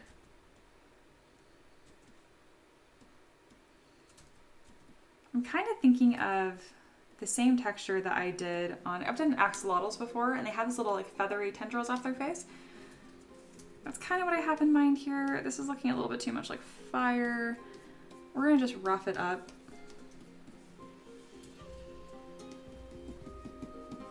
You can kind of see I'm just going in really quickly now.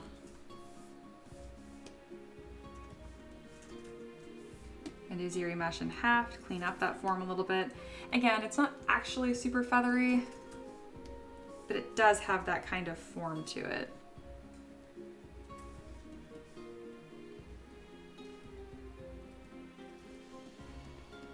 These are much, much smaller on the actual mantis shrimp. I'm exaggerating them quite a bit here. Partly for illustrative coolness, partly for 3D printable. I'm gonna go into my chisel creature brush and see if I like one of these, kind of repurpose one of these brushes to grab some texture in here.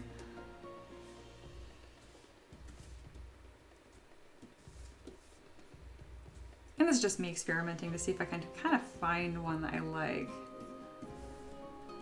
A little unconventional.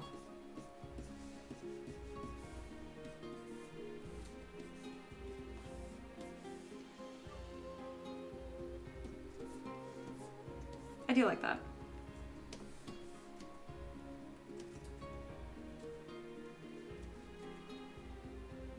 And now I'm going through and actually pulling a few of these forms off more intentionally.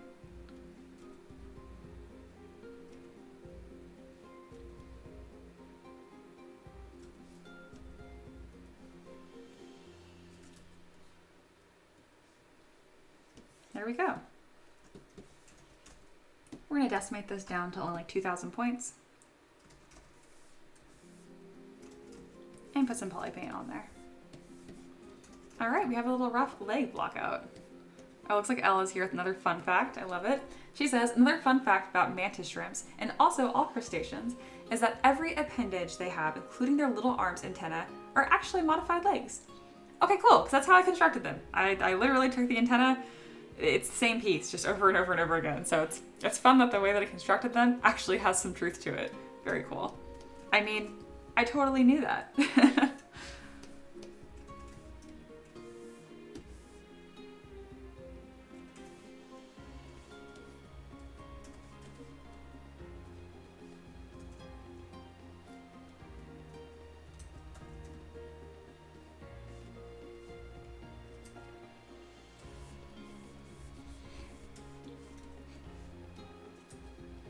I'm trying to add like a little poly loop here, and I feel like ZBrush knows where I want it to go, but it's just glitching out this insert line. Why are you being so mad? Is it because I have something hidden? Yes, it was. I think I knew that actually. That's fine. I don't actually need it to be there. I can just do it right here instead, and it's the same effect. There we go. I'm gonna go ahead and do that to these legs as well. And usually when I add forms like this, I'll go through with the crease brush. But in this case, it's kind of like this softer organic form. I'm not doing that. I'm actually just exaggerating a lot. So when I do hit subdivide, it gives this really nice curve. Working quite nicely. I think I want to throw some of those curves at the top too. And if I decide I don't like it later, I can just tuck it into the body and nobody will be the wiser.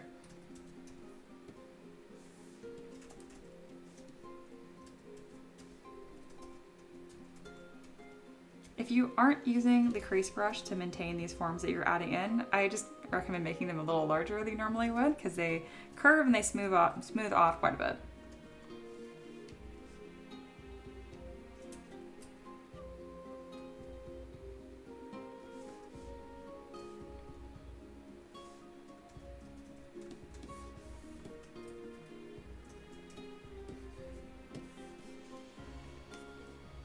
All right, and then we have that little blue feathery section. So let's go ahead and throw that on there as well. Where are my legs? There are my legs.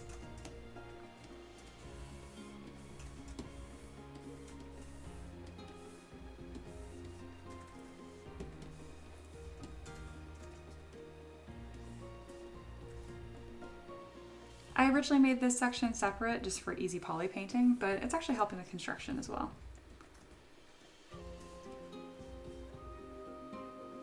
Ella says, you nailed it. Excellent. Monkey says, has anyone watched Exploding Kittens? There's a mantis shrimp in one of the first episodes. Also funny show. I didn't know there was a show called Exploding Kittens. It reminds me of an old game on, I don't know if this is too young or too old for this audience, but did you guys ever go to addictinggames.com? Like, we had a computer lab class when I was in middle school, and everyone would switch to that in between lessons. Like, as a teacher would walk around, we'd all switch back to our actual typing assignments. But anyway, they have Kitten Cannon. That's what it reminds me of. It's a goofy little game. And then later on, there was a card game that it reminded me of that I remember playing with my friends. Someone had it, and it's called Exploding Kittens. I feel like it has to be the exact same thing. Pretty fun little board game. Or, it's not a board game, but like little card game. Feels familiar. And then Patinated Prince says OMG in all caps, and I wonder if it's because you have also been to this, to me, feels like very obscure site. I don't even know if Addicting Games is still a thing. And then Monkey did confirm, it's made by the people that made the Exploding Kittens card game. Okay, yeah, I've also played that. But it reminds me of Kitten Cannon. Sai says, agreeing as well with the card game. Yep. And then Patinated Prince says, so many memories just came flooding in.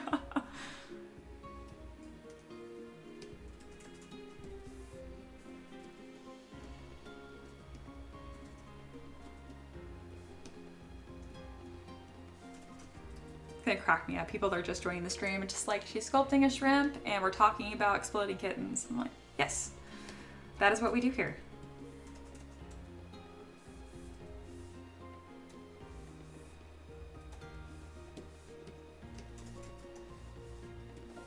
All right, I'm gonna throw on some shapes here.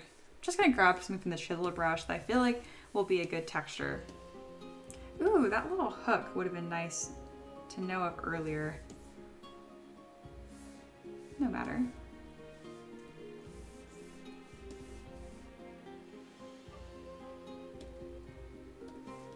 Human teeth. This might achieve the texture I'm wanting. I don't know if I've ever used these chisel brushes from their default in ZBrush for what they're actually supposed to be used for. This is a human tooth, I guess. I think it looks like mantis shrimp feathers.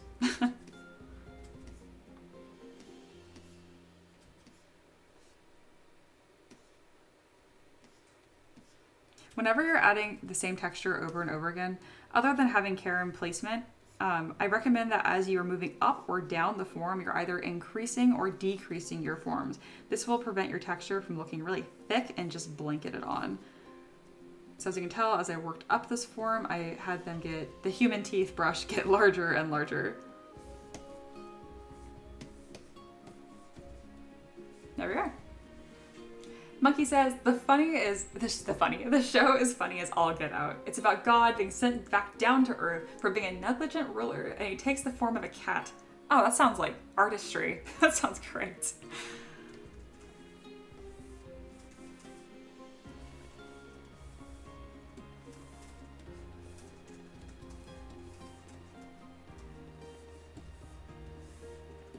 All right, so now I'm gonna merge these pieces together. Looks like it ate my poly paint. That's okay. I'm gonna go to auto groups and then get my paint back in here. Oh, it's really eating my paint. Come on. Where is blue? There we go. Something I like to do is have mask by poly groups turned to 100, and then I can kind of really quickly paint the same segment in a subtool.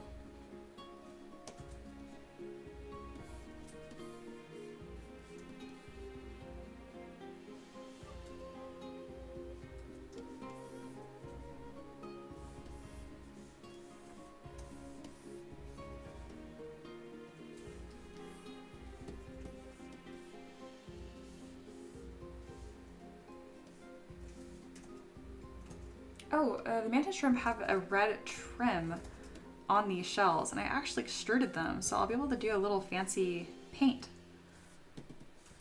Haha! That is more complicated than a gradient. I have leveled up.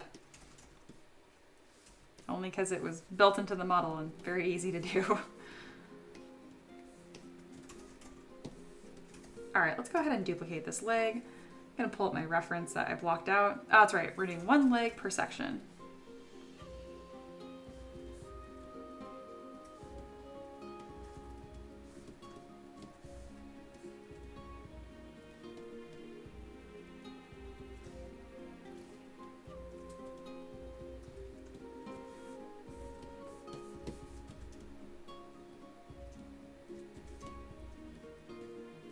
Taking a little more care of where I'm placing these.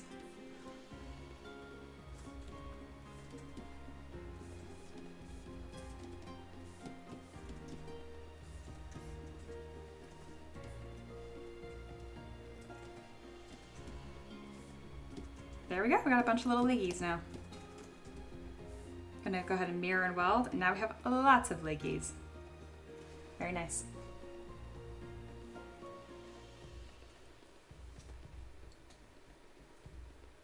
Thank you guys so much for hanging out. This is a really good time. This is one of those streams. I kind of figured I'd have it seems like I have a pretty consistent like maintenance of like 10-ish people cycling through, which is immense. That is fantastic. I definitely thought this would be a quieter stream. I figured it'd be like just my regulars and no one else. But it looks like I still have a pretty good flow of traffic, so it's good to know that we have many appreciators of marine biology cycling through.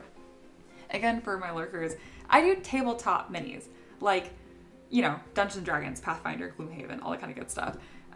This is going to be made into a mini, and it's all 3D printable. I usually do more like characters and monsters, but every now and then I just do a classic critter. And this is one of them. I exaggerated this little fan texture quite a bit. There just needs to be some texture to paint on this. The actual mantis shrimp does kind of have these little fan feathers, but they're much, much smaller. But I liked exaggerating them too because they'll all touch the base, and this will actually be a pretty darn easy print. With a few modifications, this would be darn near supportless. Am I gonna make those modifications? No, I don't mind just adding a couple supports. All right. If you guys have any questions, feel free to let me know. Sai says, so what I'm hearing is I'm one of the top 10 fans. I'm gonna get a t-shirt. I mean, you joke, but I am always thinking of ways to like spoil people that keep coming back to streams and little rewards and whatnot. I just haven't had time to really lock that down yet because I'm pretty new to live streaming. This is my first week really doing it full time. Ella says, another fun fact about the mantis shrimp is that shrimps is bugs. Really? Like, this is a bug? I mean, oh, I feel less bad about it looking kind of like wasp, but like, that's very good to know. Okay.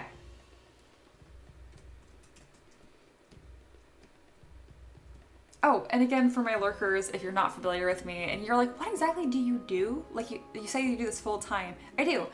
Live streaming isn't my full-time job. Sculpting models is my full-time job. I have it pinned in the chat saying like get access to hundreds of 3D printable models. And there's a Patreon link pinned at the chat. If you look at my Patreon, you'll see what I actually do for a living. It's not just mantis shrimps. Shocking and maybe disappointing, I'm sorry. All right, but this is going really, really nice. I'm gonna do a little spin around here. I'm still working through these primary forms, and I'm pretty happy with that. If you click back earlier in the stream, this little stamp I have up here was our 45-minute mark, and now I believe we're at like a 2-hour mark. Yes, we just hit 2 hours. Look at me go. So this was sculpted from a sphere. I usually have base meshes that I can pull from and other assets because I create like warriors and stuff. So, you know, paladins all tend to have like a breastplate and a sword and stuff like that. So I can bring in those assets I've already made. This one wasn't like that. This was like good sculpting from scratch. I have to remember that I know how to do that. I know my fundamentals. They're in there somewhere. I've only been sculpting since 2019. So I'm still pretty new largely to learning how to translate to 3D. I'm hitting my 5-year mark soon, but a lot of people that I look up to in this space have been doing this for 10, 20 years, and I'm always trying to get better. This model is definitely helping me do that. If you have any questions though, and you're like, what the heck is 3D printing even? Let me know. I love talking about what I do. I think it's pretty darn cool. I'm gonna put a yellow highlight on this back here really quick.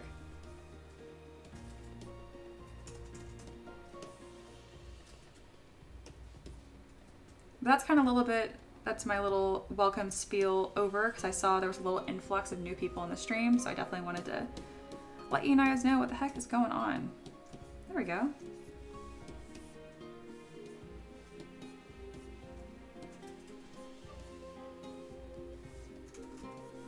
This model's also pushing my painting abilities. I am not a painter. 3D prints are not done in color. 3D printers that do color are becoming more common, but needless to say, it's still a very, very expensive technology and not in the mainstream yet. Right now I'm taking this little piece that I made from the legs and pinning it to the back because it's pretty much the same piece. All right, mirror and weld. And now I can go through with these little base mesh pieces that have no detail on them and delete. Again, I'm working through this still, and we are getting our secondary forms going.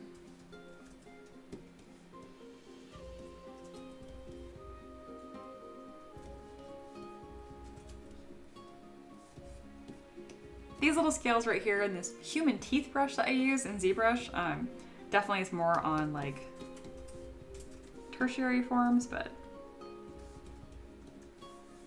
we're largely just containing our main shape still.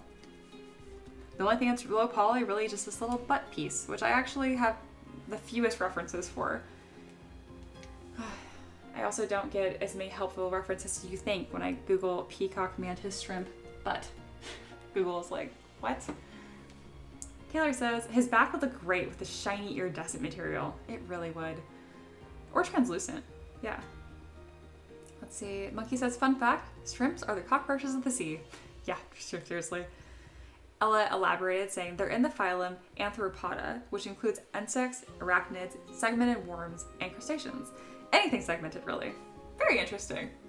I knew having our marine biologists come in would be helpful. All right, let's get these segments a little more cleaned up. To do that, I'm gonna go with ZBrush in half. That's a much nicer form to work with. I'm also gonna hide this little nib right here because it's not really helping. All right, and this really looks like it's multiple sections kind of layered on each other. So what I might do is cut this in half and layer it on top. Let me get some review of the shrimp butt. No, it's not like that at all. It really is just another big section. Okay, I can do that as well. But it's much flatter.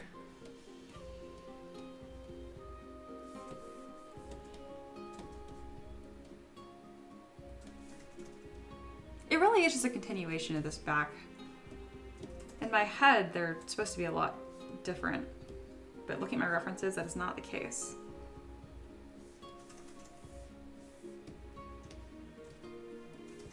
All right, we'll go to my ZModeler brush to add some more forms here.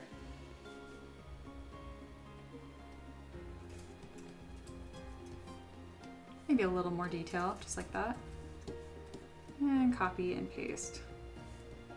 And then for this final piece here, I'll make sure it's its own piece, mirror and weld. Go to my 3D gizmo, and let's do a taper modifier. There we go.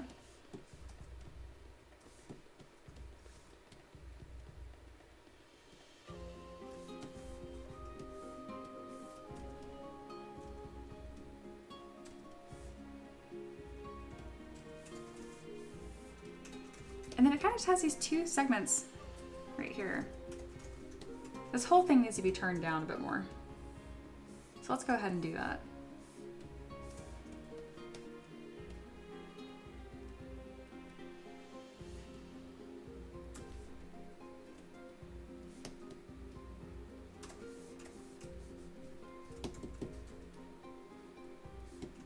Most of the personality and appeal of this model is going to be from the front, having like this face and the antenna, and that's also why I kind of started from the front to the back.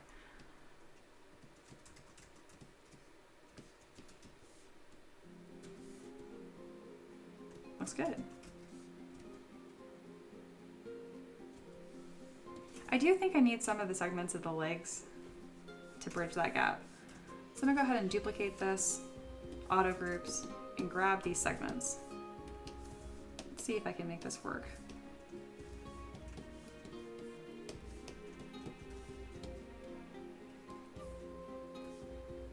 There we go, just something small.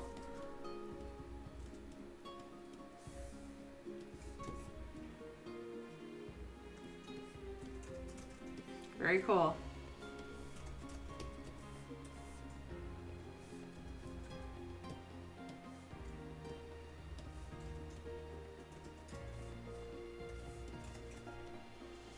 All right, they do have these little blue dots on them, so I'm gonna quickly throw those on. Again, that's not super what I do.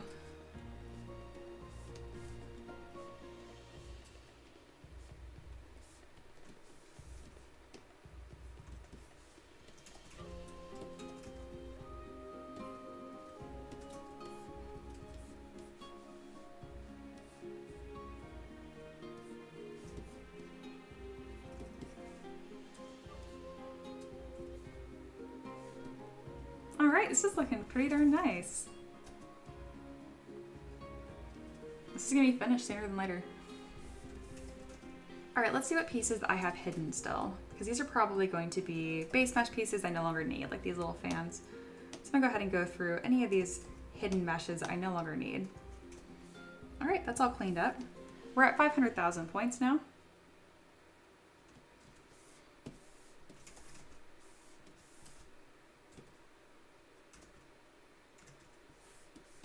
And this is where I might really think about what small details that I can add. The actual mantis shrimp is somewhat smooth with a, I mean, it's a roughish texture still, it's like armor-like. But I want to make sure there's still some grooves that paint could catch onto. I also don't want to trash any of the work I just did though. Because right now it still is decently accurate.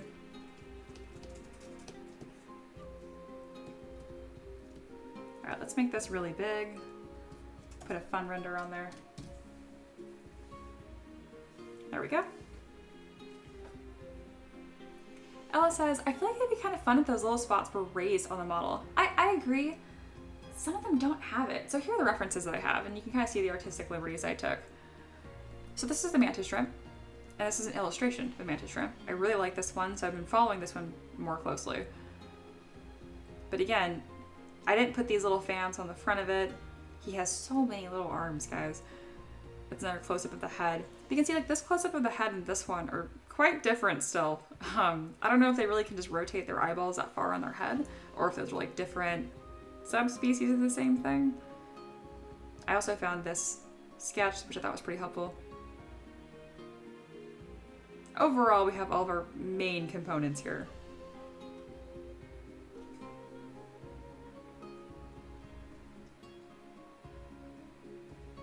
All right, but that is what we're up to.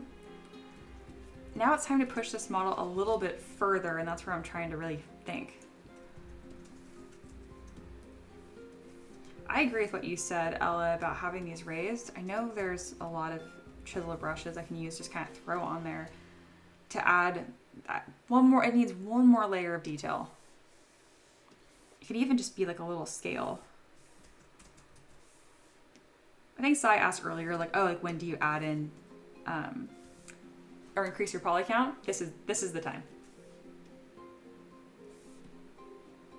Yes, making those dots apparent. Good call.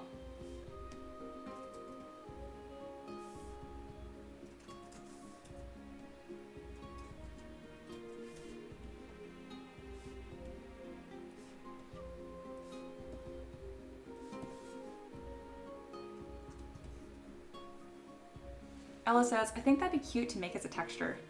I think so. You always have good ideas. So right now I'm really going in with some artistic liberty here and putting stuff that does not exist on this mantis shrimp. See, at the end of the day, I can do what I want, and it needs that extra flair.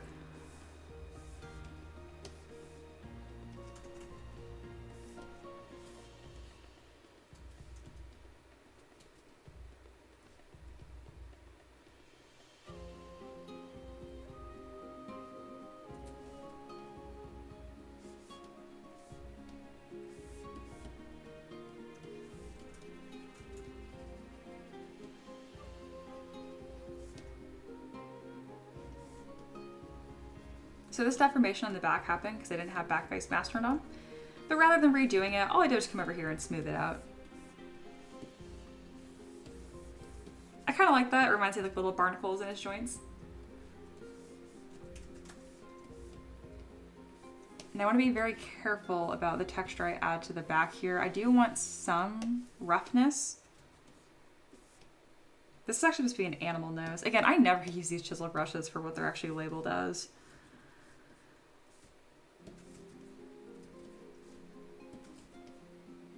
And I think this would actually work really nicely, these little animal noses, to make this like hexagonal pattern. Just, it needs some paint catchers, you know?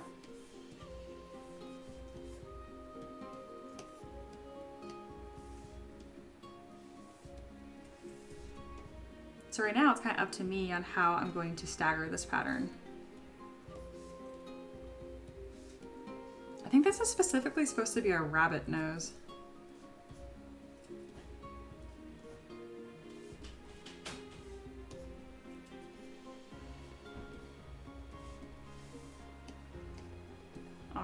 That's looking better than it should. I love that. It's a little quilt pattern as well, but this is gonna be much more interesting to paint. While still being like true to the feel of the model.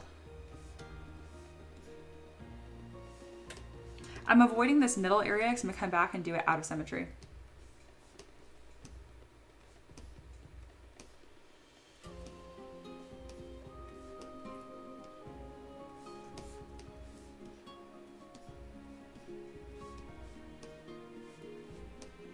Rabbit nose for the win. Lovely.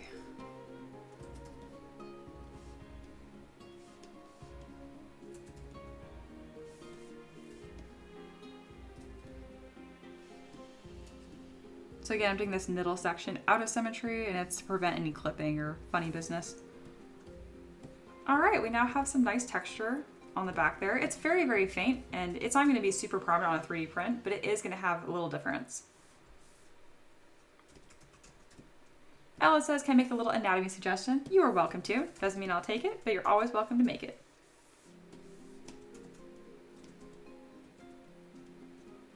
Let's see.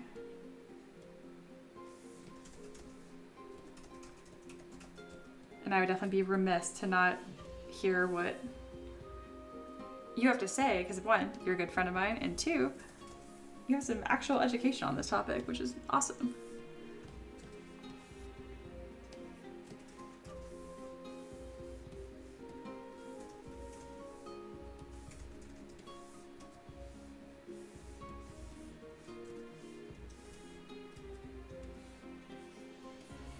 So right now I'm really just going through and finding areas that need a little more something. Pushing forms just a touch more.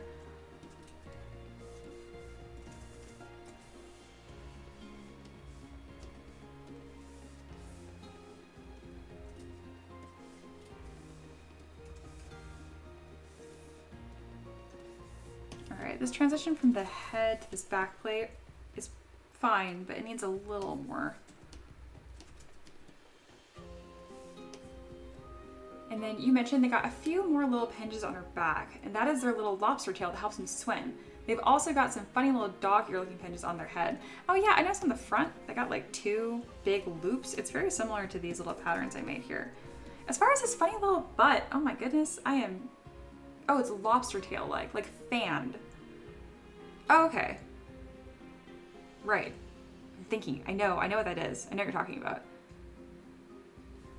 Like, let me like quickly block it out, because I know what a lobster tail looks like.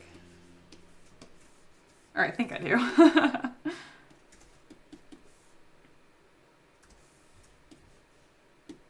Again, I was not finding the most helpful references for mantis shrimp butt. Can you believe that?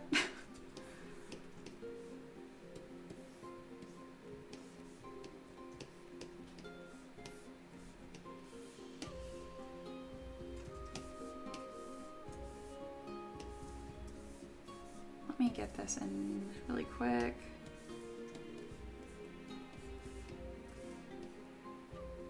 Because I know that lobster tail look.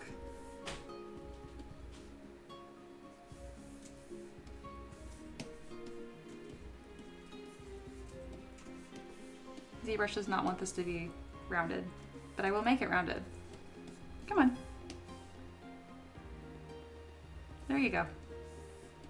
Much nicer. Go ahead and flatten that. There was definitely an easier way to do this, but we got here, didn't we?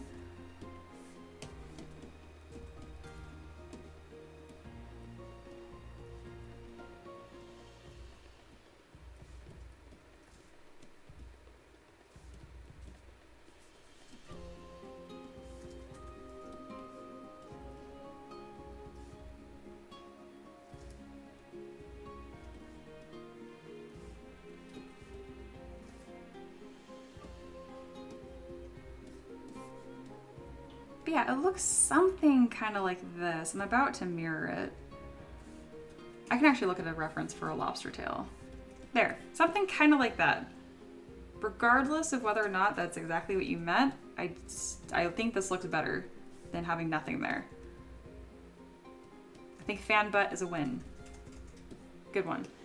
And then the dog ears, I know what you're talking about. I don't know where to like stick them as far as like 3D printability. I might just tag them on there and kind of see what I think. I do have a reference for that from the front view. Right here. This is what you're talking about, I assume.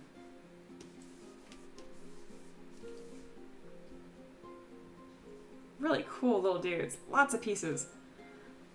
Oh, and Oliver is back. Hello. Oliver says, oh wow, I stepped out for lunch and there's been so much progress. It's looking super cool. Thank you. Ella said, yeah, it's perfect for the tail. I'd push them even a little bigger. Well, you telling me what to do makes it much easier than having to go look at a reference. I love it. Bam. Ask and you shall receive. That looks so much better. Cool. I was struggling with the butt. Butt looks better.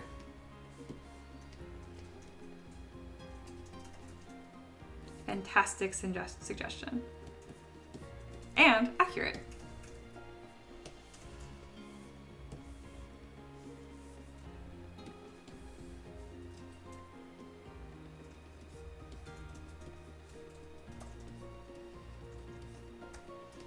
Gonna go ahead and throw on some loops there. Yeah, Ella says, yeah, those little ears are so cute. What I'm hearing is they're a must. I can do that.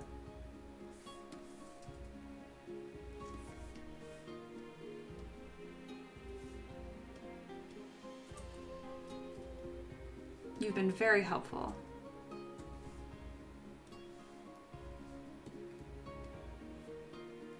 All right, why are you connecting the pieces? Oh, because it is Q mesh. I was like, extrude, that's the whole point of you, is that you don't mess with other parts of the mesh. There we go. I don't know why I use Q mesh so much, because I really want extrude. Oh, interesting. I extrude poly loop on an edge. I didn't know that was an option. The more you know.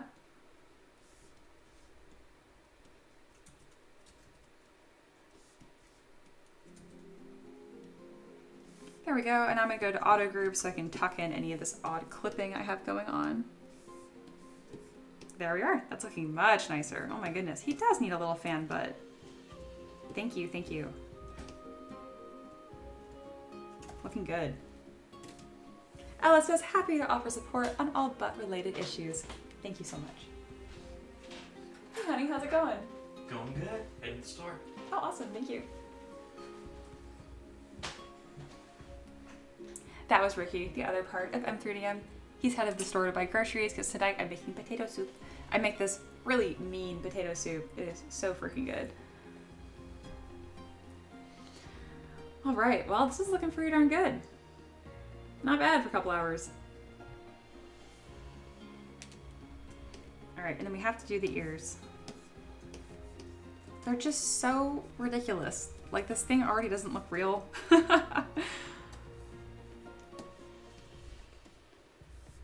Also would like to add some plate texturing to his chest.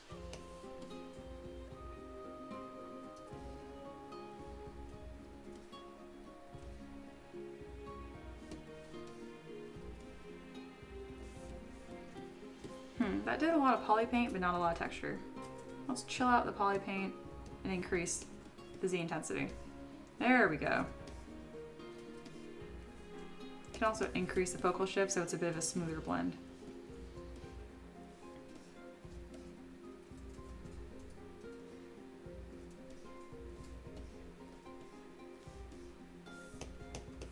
There we go. Just want to put a little texture right there as well. That is not accurate, but it looks very nice. I also would like to have a plate here where I can tuck the arms into.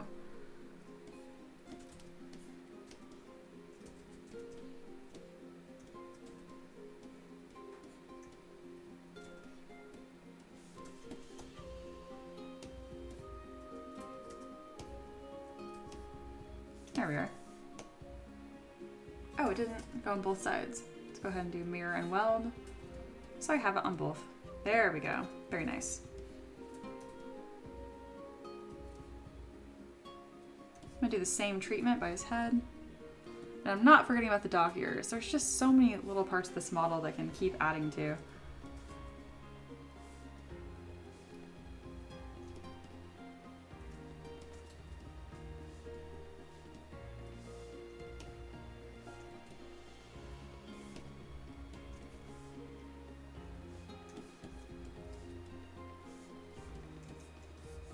we go.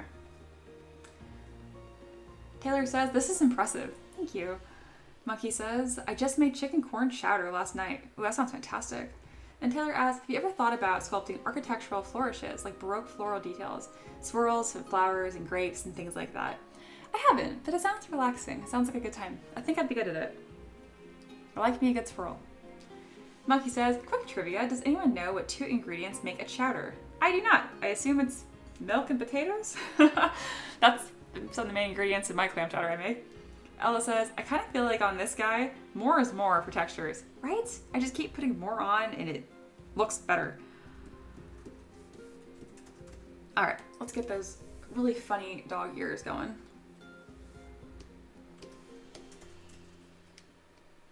I think I'm just gonna adjust these legs for that. Man, I've gotten a lot of use out of these. All right, delete.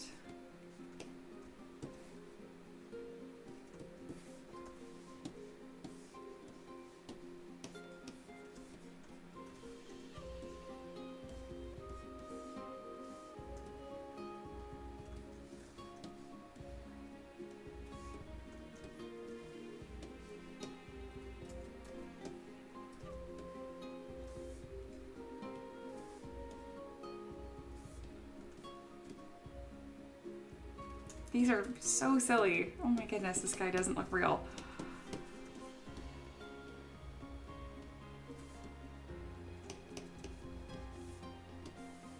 Kind of just quickly putting those on, and then just in case people are like, what in the world are you adding? Because like you think you know what a shrimp looks like, this is what I'm adding. Come on, come on. We're slowly making our way. My references are on their way. Here we go. It's these big fans. That's what I'm adding right now. Obviously they need to be shaped a little bit more, but there you go. Monkey says, nope, Manhattan chowder uses tomato. The 2 ingredients are bacon and potatoes. Ah, that's close. It has to include those 2 to be considered a chowder. Huh, I didn't know that. Very cool. I do have bacon in my clam chowder, so I feel official. I make a lot of soups.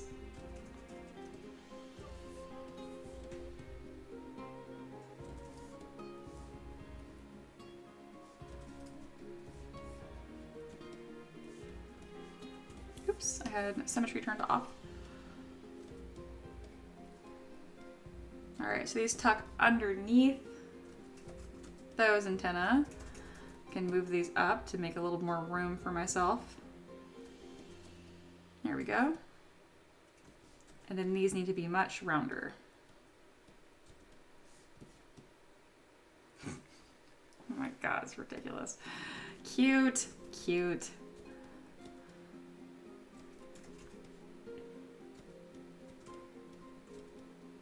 Earlier in the stream, I think I said I wasn't going to add these, but I was wrong. This needed to be here. Oh my gosh. What an alien. What an absolute alien.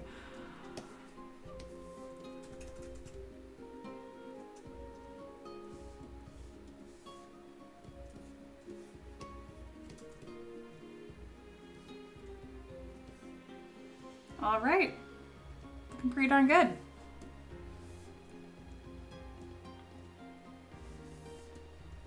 I'm gonna adjust my lighting setup a little bit to make sure it's what I want. I also like adjusting the lighting to kind of cheat with my poly paint as well.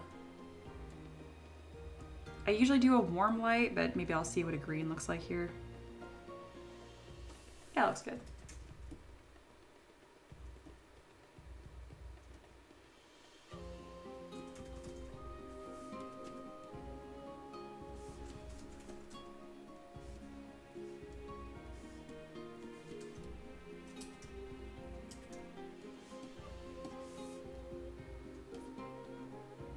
Well, I think our little alien's coming out pretty nice.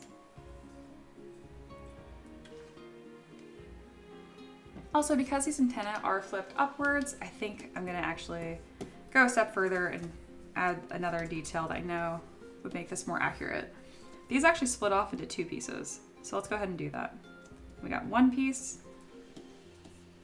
Whoop, make sure there's no subdivision levels, and we're gonna mirror it and make 2 pieces. Natalie's very happy we added the cute little puppy dog ears. Thank you for making this model better.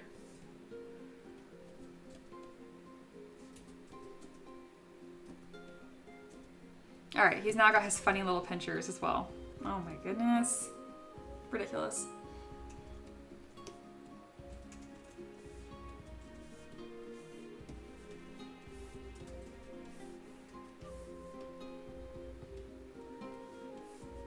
Right now I'm going in with my standard brush and kind of just adding some more structural points to this armor. It's also gonna have more of a consistent trend through the body now.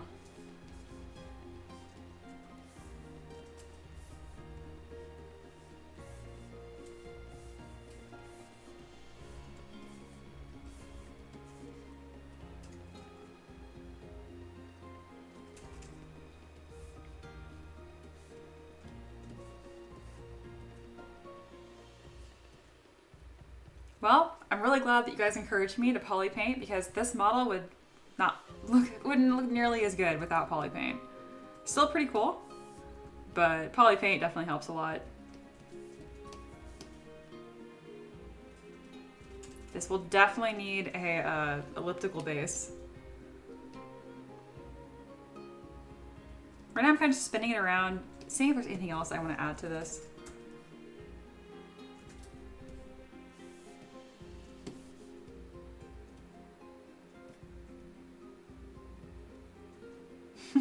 I can't stop looking at it. It's just so odd.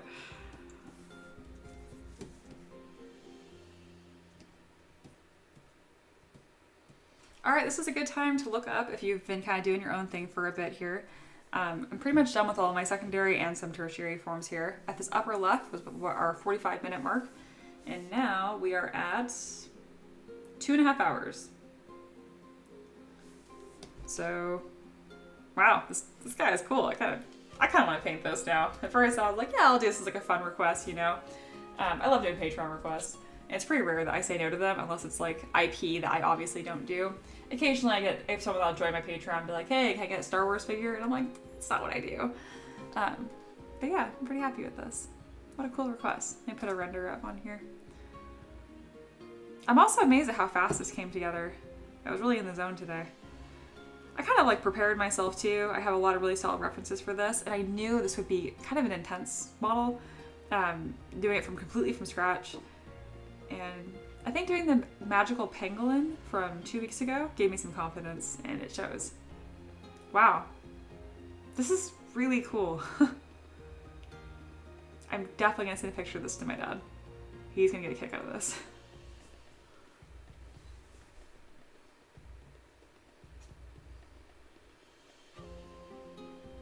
And says, yes, the ears are adorable. Also, Eric says hi. Hi, Eric. I'm glad you guys like the ears.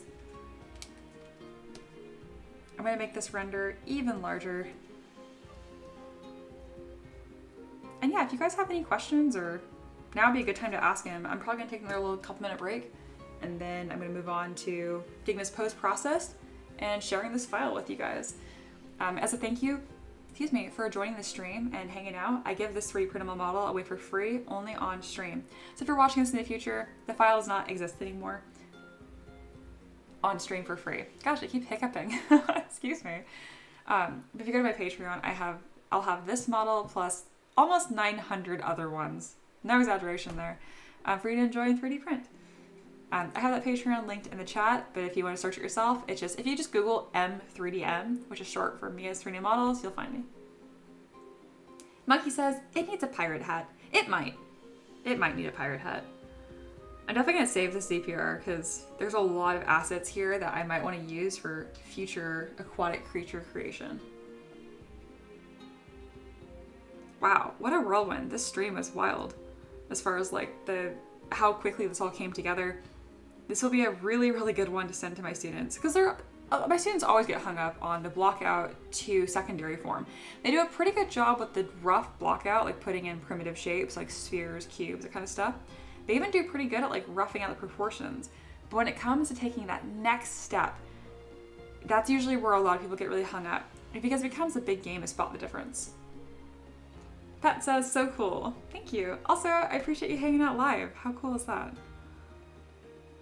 I also love that you mentioned that you've been seeing some of the streams when they're not live after they're published, because I always wonder if anyone sees a stream after. I feel like it's like live is where it's at, and then it kind of just disappears into my live archive. Not that I mind. Again, I send my students to watch my live streams all the time. I'll have them watch it, and then they come back with a list of questions, and then I go through and answer them. It's a good time. Wow, this is so weird. The ocean rocks. Okay. All right, I'm gonna take a quick little break here. Thank you guys for hanging out. If you haven't already, subscribe so we can hang out again in the future. Or just remember my schedule. I stream Monday through Friday at 11 Eastern time. That works too. Pat says, well, I do. I enjoy them quite a lot. I'm glad. I'm really glad. If you guys have any ideas of like things that you'd like to see in the stream or things like kind of spice it up, let me know. I'm definitely open to that. I used to do a D20 roll for $1 donations because YouTube allows you to do $1 donations or just like super chats, I think they're called, which is like the dumbest name I feel like. But anyway, I had this little system set up where like I'd roll a D20 and then each dollar donated was a roll. And then like I had little prizes that I would give out. It was just like a fun little thing I'd do on breaks. I want to implement something like that again. I used to have these really cute like cat headphones, and like one of the rewards you can just change the color of them, but they don't work with MacBooks. I was very sad, so I just have nothing on my head now. And says, yes, your streams are awesome to watch. Thank you. Thanks so much for showing your process and engaging with us. It's really cool to watch people work their craft. Well, I love to share it, so happy to do so. All right, I'm going to take a quick little break here. If you haven't already, either join the YouTube community and subscribe or check out my Patreon. Either one, that's where I'm most active, and I'd say they're both a really good deal. And this is my full-time job, so supporting the streams by watching is hugely helpful. If you want to go a step further and then exchange for monies, you get models, that's also an option as well. But at the very least, you guys just being here is fantastic. All right, I'm gonna take a break, stretch, get some water. I recommend you guys do the same. I'll be back in like 2 minutes. Bye.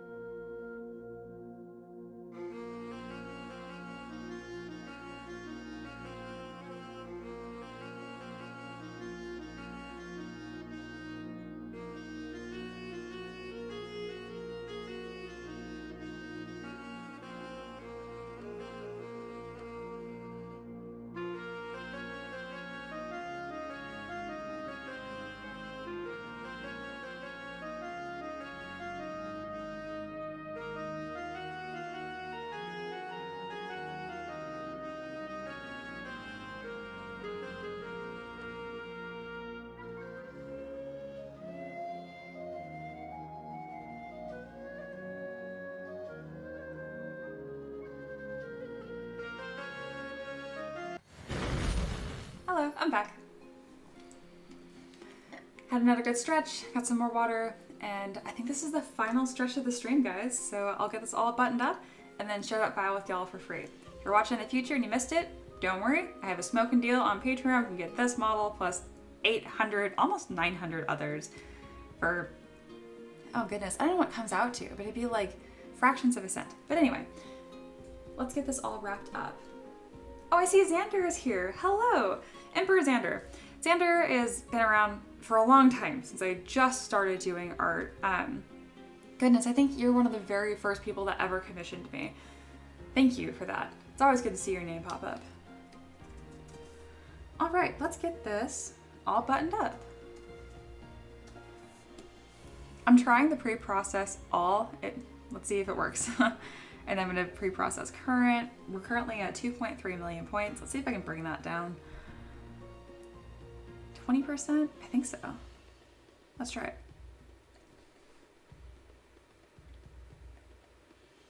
Oh, it's doing its thing. I don't know why I never use this process. It'd be nice if it worked. Ooh, that's pretty quick. Snazzy. That worked beautifully. Wow, I will definitely be using that in the future. I'm also going to do some renders really quick here because this model really needs polypaint, in my opinion, to read well. So I'm going to make sure that this is the stream thumbnail. All right, so to do that, we'll have one view from the front.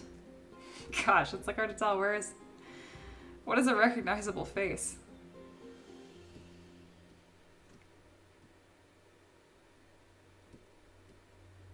He doesn't really have a lot of good angles. He's interesting, but we'll see. Taylor asked, have you ever modeled creatures like cats, dogs, and horses? Yes, do all three. I've done all three. One of my first collections ever was Familiars and Beasts, so I did a bunch of animals for that.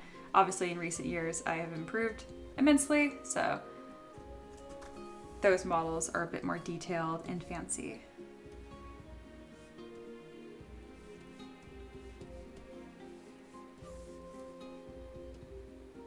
Yeah, I don't think that angle is very flattering. Sorry, dude.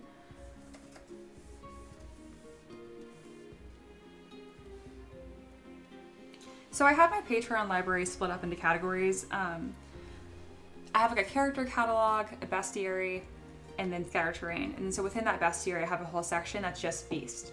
And then the rest of the bestiary is split up between like typical D&D categories, like aberration, plant, undead, that kind of thing.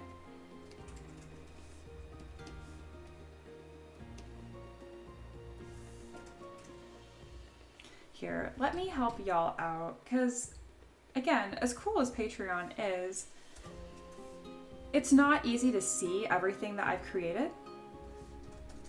Soon I have a website coming out that you guys will be able to see everything.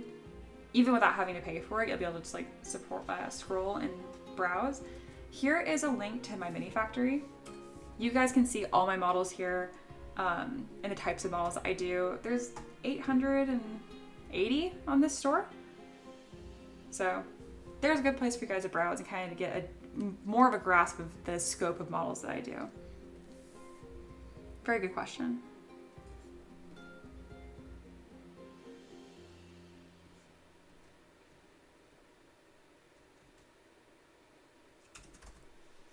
So right now I'm just trying to get some shots here that show what the model is so I can use it as a thumbnail.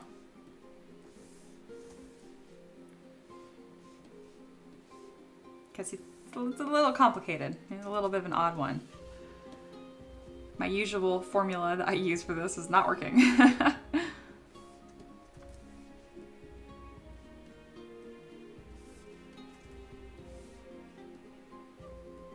There we go. I think that's going to be the most clear.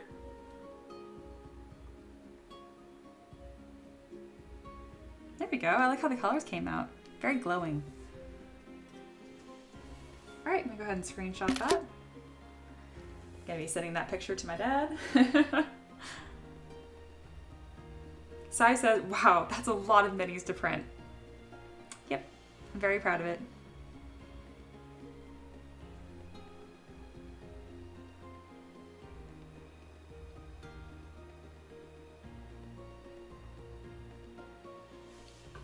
I did a pretty good job poly painting this.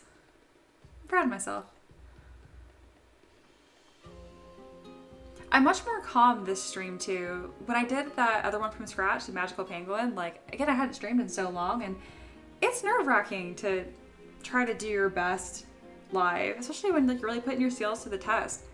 I really didn't care if this model came out good or not. I knew I'd come up with something, and I felt really relaxed, and what do you know? It came out really good. Maybe I worded that poorly. It's not that I didn't care if it came out good, it's just, I guess I was just trusting the process. That's a better way to put it.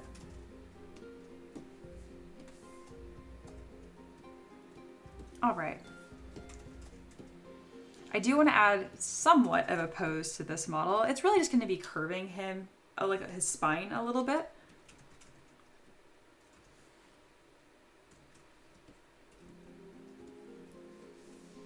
I did a pretty good job of lowering the poly count here, so I can probably just put him straight into Transpose Master. But I'd like to decimate him even further. We'll do pre-process all. What a cool tool. I don't know, I've never used that before. Learning something new.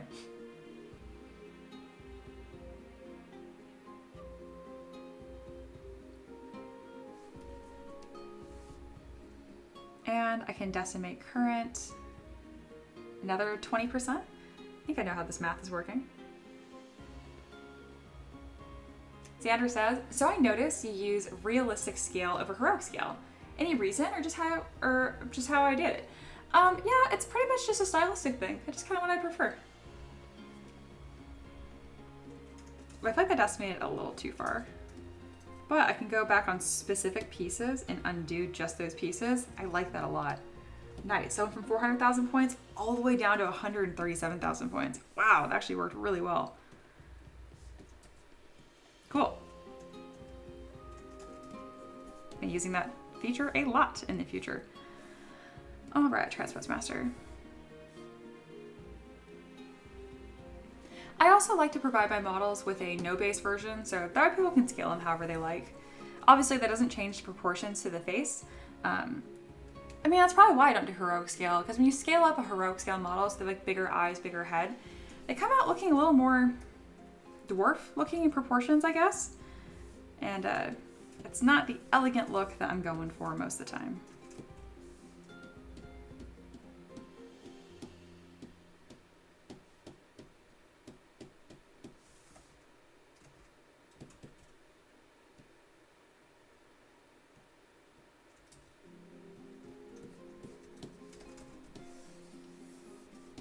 So right now I'm going to be very, very carefully bending this model.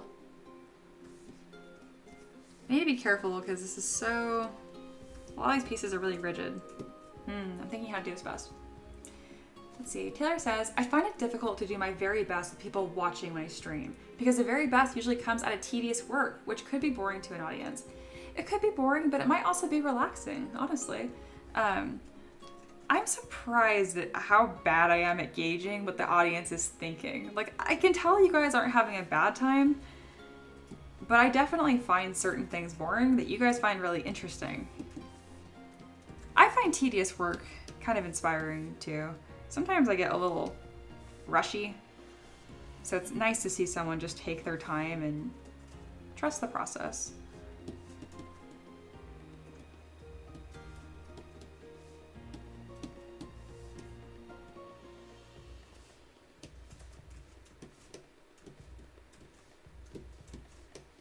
Also, I didn't know that you ever did live streams, Taylor. I definitely would love to watch those.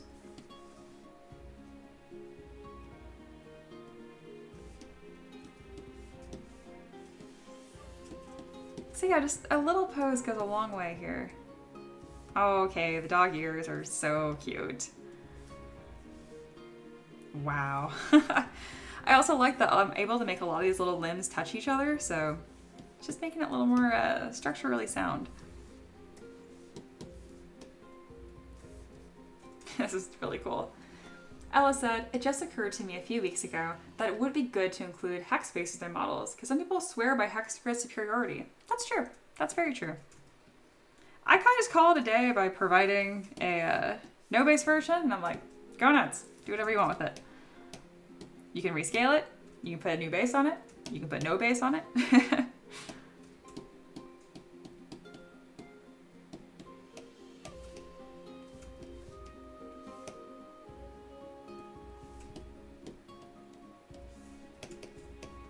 So because a lot of these pieces are rigid, you'll notice that I'm masking entire sections, which isn't normally how I do this.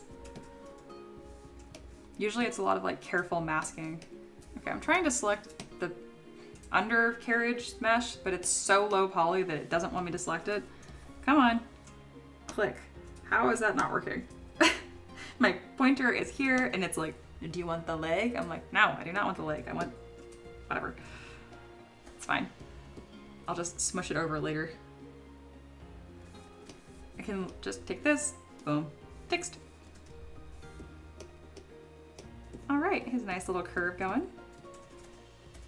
All right, that's probably gonna be the entire pose, honestly. I'm gonna turn off perspective and make sure that all these little bits are touching the base, because I don't want a single one of these to have to be pre-supported.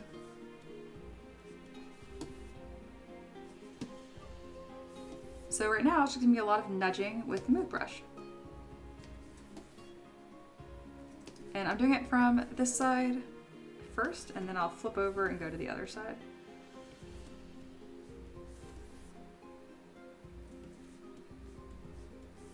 Looking pretty good on that side. Gonna do a little flip. And this side's a little easier because I can kind of cheat and see through to where the lowest points are. All right, all those little feeties are touching the ground. Looking pretty good. Reminder to those who've been hanging out for the stream, I'll be sharing this model for free. You'll have a direct Google Drive download link. If you're watching in the future and you're like, I must have this mantis shrimp, you're in luck. It's on my Mini Factory and Patreon, both under the username M3DM.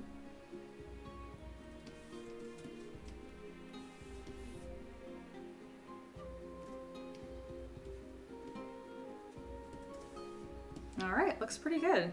Kind of just doing a test here to make sure every piece is being dragged straight down. Looks like I missed just this one. There we go. All right, let's go ahead and apply that pose. Wow, this is such a cool critter. Goodness.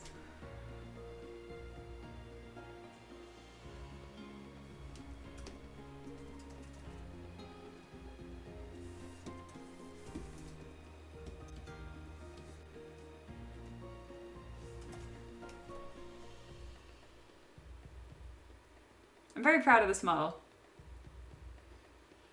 And I'm really glad you guys were able to witness it all coming together live. Even if you missed, like, if you weren't here for the entire stream, because it has been a few hours, just like click through randomly in the stream. It's pretty amazing to see all the different points here and how fast. This started from a sphere.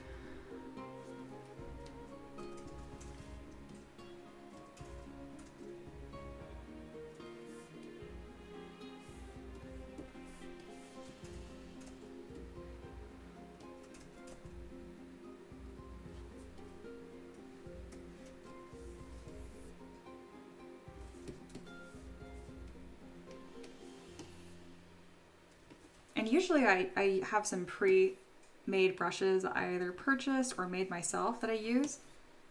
Not this one. Unless you want to count the chisel brushes that come with ZBrush.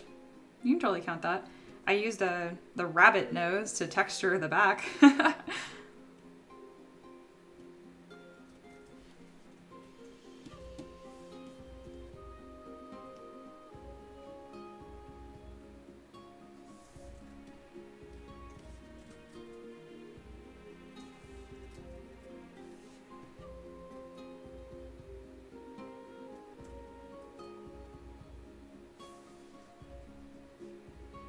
So right now I'm very carefully making sure this is all level.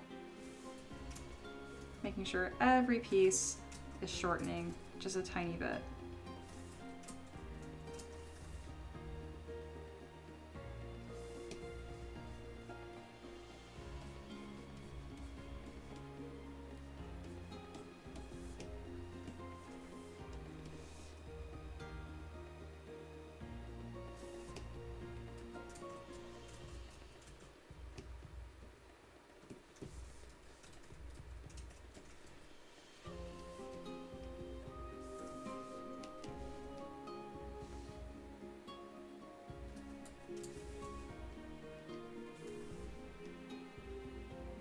to do that, I'm using the 3D gizmo and just holding Control and dragging up very carefully.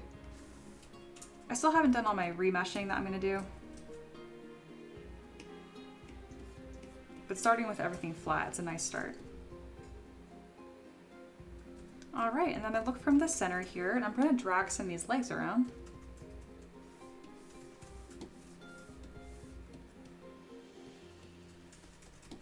I also am going to finally select this body mesh that just does not want to select because it's so low poly. That was one of the consequences of using Decimation Master. It definitely decimated this one piece way too much, and I didn't notice because it isn't visible. But that's okay because it's really just a structural piece here. It's not detailed or anything. It's just to make sure that there's more material. All right, and then if I scoot some of these legs over, I can actually kind of use them as support, so I don't have to support the belly. And it's not going to compromise the look of the model.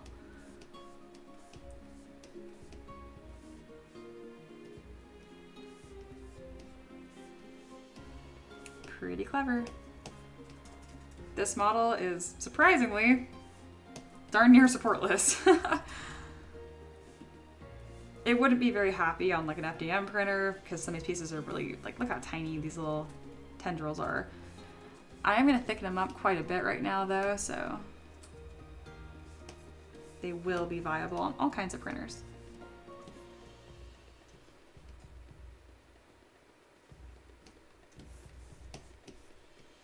There we are.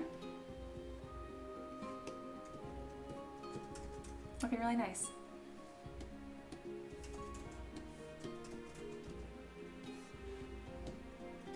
How fun. Ah, I love this model.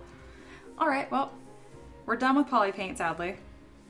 Because once I remesh by union, it destroys all the poly paint. But that also means we're very, very close to giving this model to you guys. Checking the mesh integrity, it looks good. I'm not going to decimate this any further because it's already very low poly. And now I'm going to go in and open my end ZPR. Throw this in here. And this is kind of just my reference for size. Normally a mantis shrimp would be teeny tiny, like this big. That's still too big probably. But this is D&D, I get to make this as big as I want. It's gonna be like giant dog, think mini pony size. Oh yeah. You know what, this might still fit on just a normal round base. Again, I always provide a no base version, so that way people can make it as big or as small as they want. I have a whole collection of pirate bases, and so I have some nice sand with some coral bits I think would be just lovely.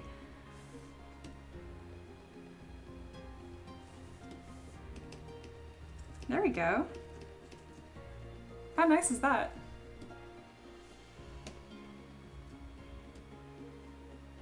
I'm seeing if I can pick a more fun color. This is like what the mantis kind of looks like as is. It's a little hard to look at, but it's okay. It's the end of the stream. We can be fun, yeah?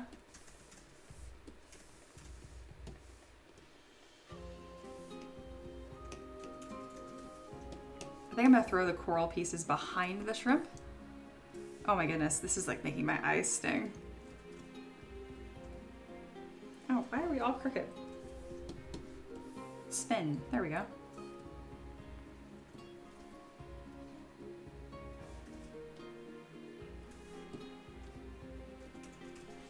This is so cool, guys. I'm so happy with this model.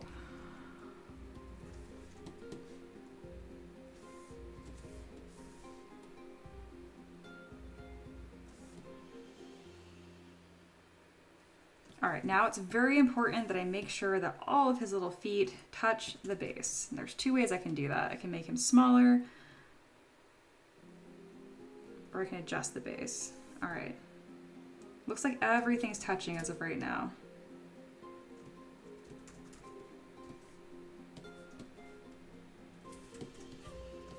I'm gonna go ahead and throw a hard mask. Oh, it doesn't even show it with this. Whoop. Let's do this material. There we go. Doesn't feel like my eyes are bleeding anymore. I'm gonna throw a hard mask right there so I can make sure that the sand isn't eating up too much of any of his little fins.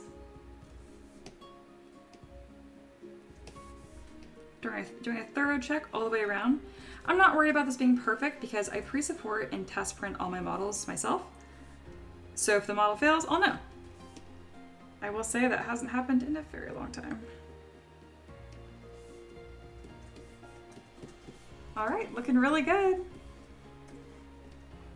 All right, it's back. We're going back to the eye bleed color because it's just beautiful and it is proper peacock mantis. Oh my God, what is it? Peacock shrimp mantis? How do I not remember? Mantis shrimp. There we go. Peacock mantis shrimp. I was flipping one word and I could not remember. All right, so the last step what I do is I actually throw this in the mesh mixer, which is funny because that is like honestly a super outdated old software, but it does the job. For me, it's just to do one last final check in a different software to make sure the mesh integrity is good. I do check it in ZBrush, like right here, mesh integrity I completed successfully, but I like to double check in multiple softwares. You'll notice that I have another mini loaded in here already, and that's just to make sure that the scaling is correct. There we go. Giant mantis shrimp. Inspect, there is nothing to repair. That's always good. Funny enough, there's an error on the base, the mesh, like the base. It's nothing big, I just went ahead and fixed it. All right, we're gonna go ahead and export these and I will be uploading and sharing them shortly. We're gonna specify giant. Giant, peacock, mantis shrimp. No base. I'm not sharing the pre-supported files on stream simply because I haven't had time to print them. Those will be going on Patreon. Yeah, I don't think I mentioned that, but all those 800 plus files I share on Patreon, they're all pre-supported as well. Okay, let's go ahead and get this on Google. And then if you're just tuning into the stream, I recommend hanging out just for a little bit longer because I'm about to share these files with you guys for free. And it will not be free very shortly. It's only gonna be up for about 5 minutes or so.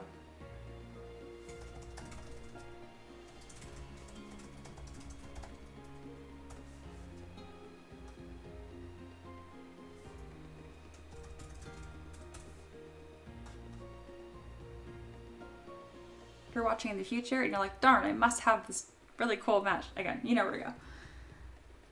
All right, uploading those 2 files right now. Grabbing the link. Yeah, looks like it's good. Okay, I'm posting the link right now.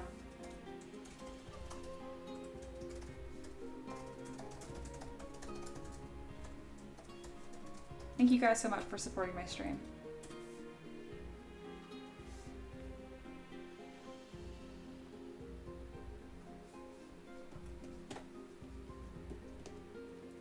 And I will always be sharing these for free on my live stream.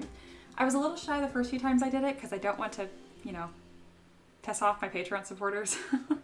But I've realized that just sharing a model once a day isn't a big deal and it's a very small window. And I really want to make sure that I'm giving you guys something as a thank you too. S Arcade just joined. Oh, I think you're new. I don't recognize your name. You said, I'm mad, I just found your channel. Oh, so yeah, you're definitely new. Thank you so much for joining and hanging out. I assume you're mad because you like what you see. That's very sweet of you. I don't usually sculpt stuff this weird. It's usually much more tabletop focused, but someone on my Patreon, so I do Patreon requests, and someone supports me on Patreon requested a mantis shrimp, and I'd normally say no, but I do sculpt beasts as well because they're nice figures to have in your campaigns as well. But the big reason is because my dad's a scuba diver and I know he would just get a kick out of this. So this model's for my dad, really. But it's also for my business. All right, I'm gonna go ahead and reload an earlier save because I have all that lovely poly paint that I did. And I'd like to have that sit on screen while I kind of hang out and make sure you guys have some time to download that model.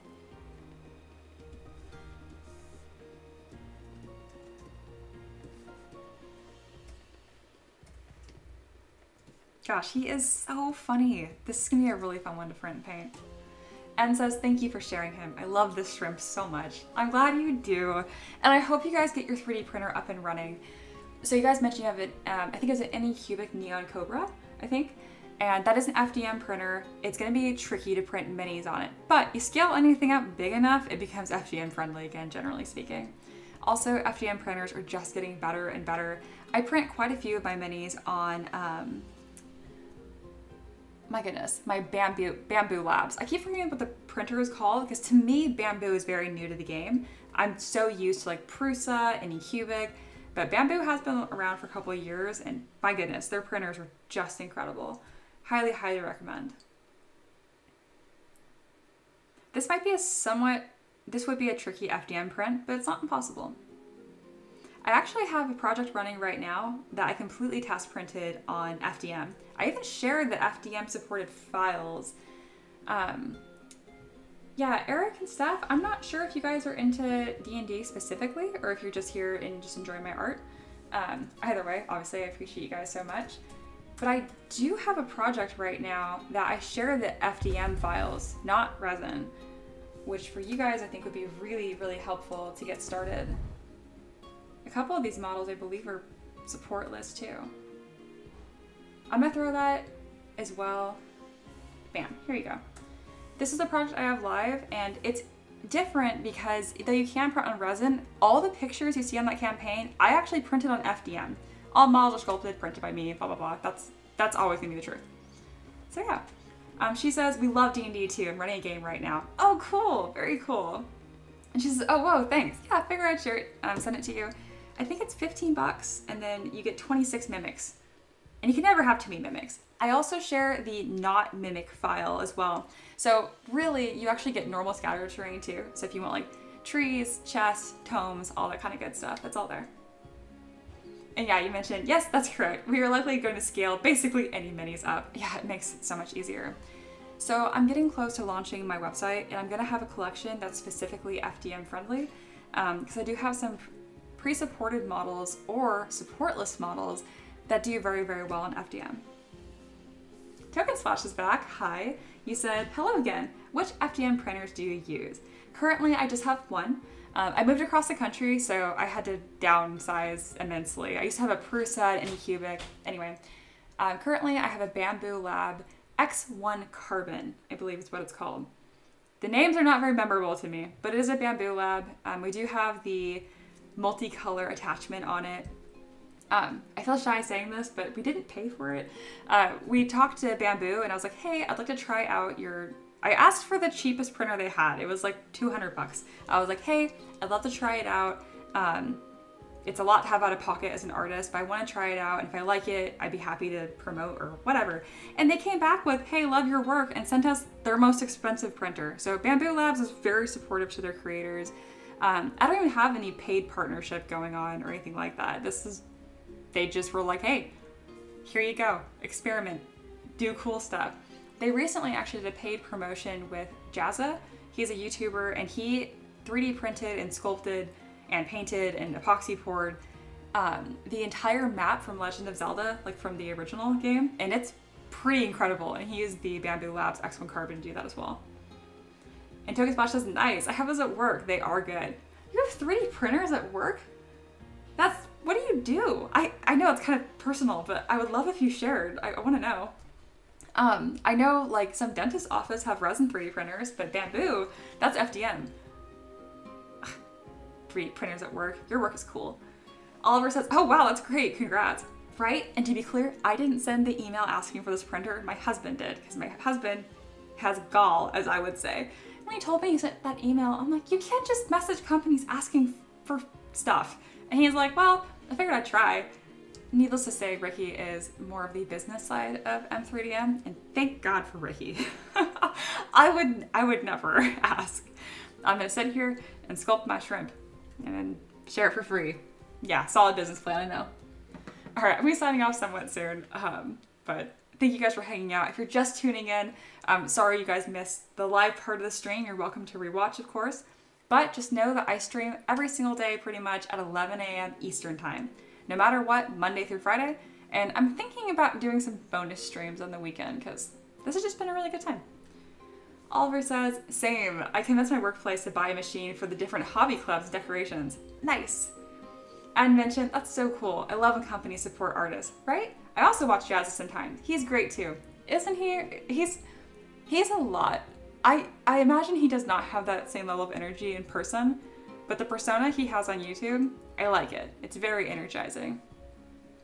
Token Splash says, I worked at a mini painting studio as an artist. Oh, that's awesome. Wow. And then now I work at a mini art museum focusing on fantasy work. Your job does... I sculpt minis for a living, and even to me, your job does not sound real. That's incredible. I'm very happy for you. I imagine you've found your niche and you feel fulfilled. That's incredible. Very happy for you.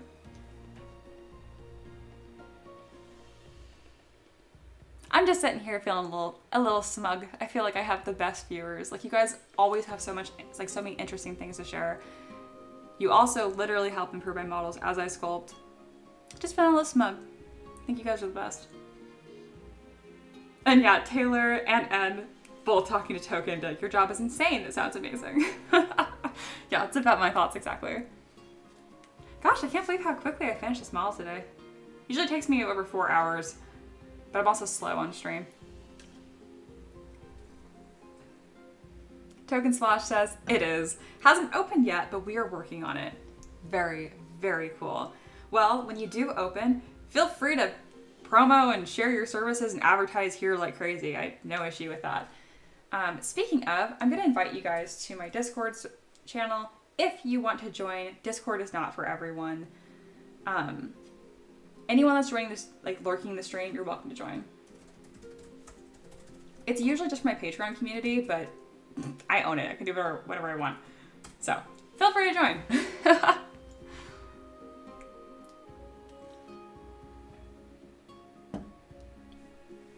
I post little updates there on like what I'm working on whenever I'm going to stream, even though it's the same every day. It's 11 a.m. Eastern time. And then I also do polls. I do a question of the day, but it's really every 3 days. But yeah, it's a good time. Oh, he says, Virgo's Vault. We have a Discord. Oh, cool. Very cool. Feel free to put that in the self-promotion of my Discord as well.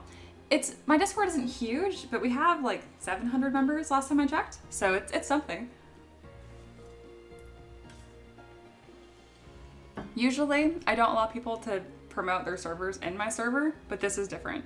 Definitely feel free to drop an invite to your server in my self-promotion channel, because I know a lot of people in my community would be very, very interested in what you do. And a lot of people like to print minis, but maybe not paint minis, so it's always nice to have a service for that. Oh, you said, oh, lol, sorry. No worry at all. All fits in fantastic. Usually I'd let you just post your Discord server invite in the live chat, but YouTube bans any links that are posted unless it's from the admin, which is me. And Token Splash says, yeah, that makes sense. Absolutely. Alright guys, I'm gonna wrap up pretty soon here. I'll leave the stream up just for a second. If you scroll up, sorry, we started talking a bunch. There is a download link for free for this 3D printable model. I don't have the pre-supported model shared because I haven't printed it yet. I only share pre-supported models that I've printed. If you want that, check out my Patreon. It's the pinned link. I think that's everything. I recommend subscribe. This is a really good time. And I will see you guys in the future. If you have any questions, you can just move on into the Discord and I'm happy to answer there. I'm pretty chatty and this is my full-time job, so I'm very happy to hang out with y'all. Literally keeps the lights on. All right, that's it. Man, this stream was so lively. I'll see you guys tomorrow, okay? Bye.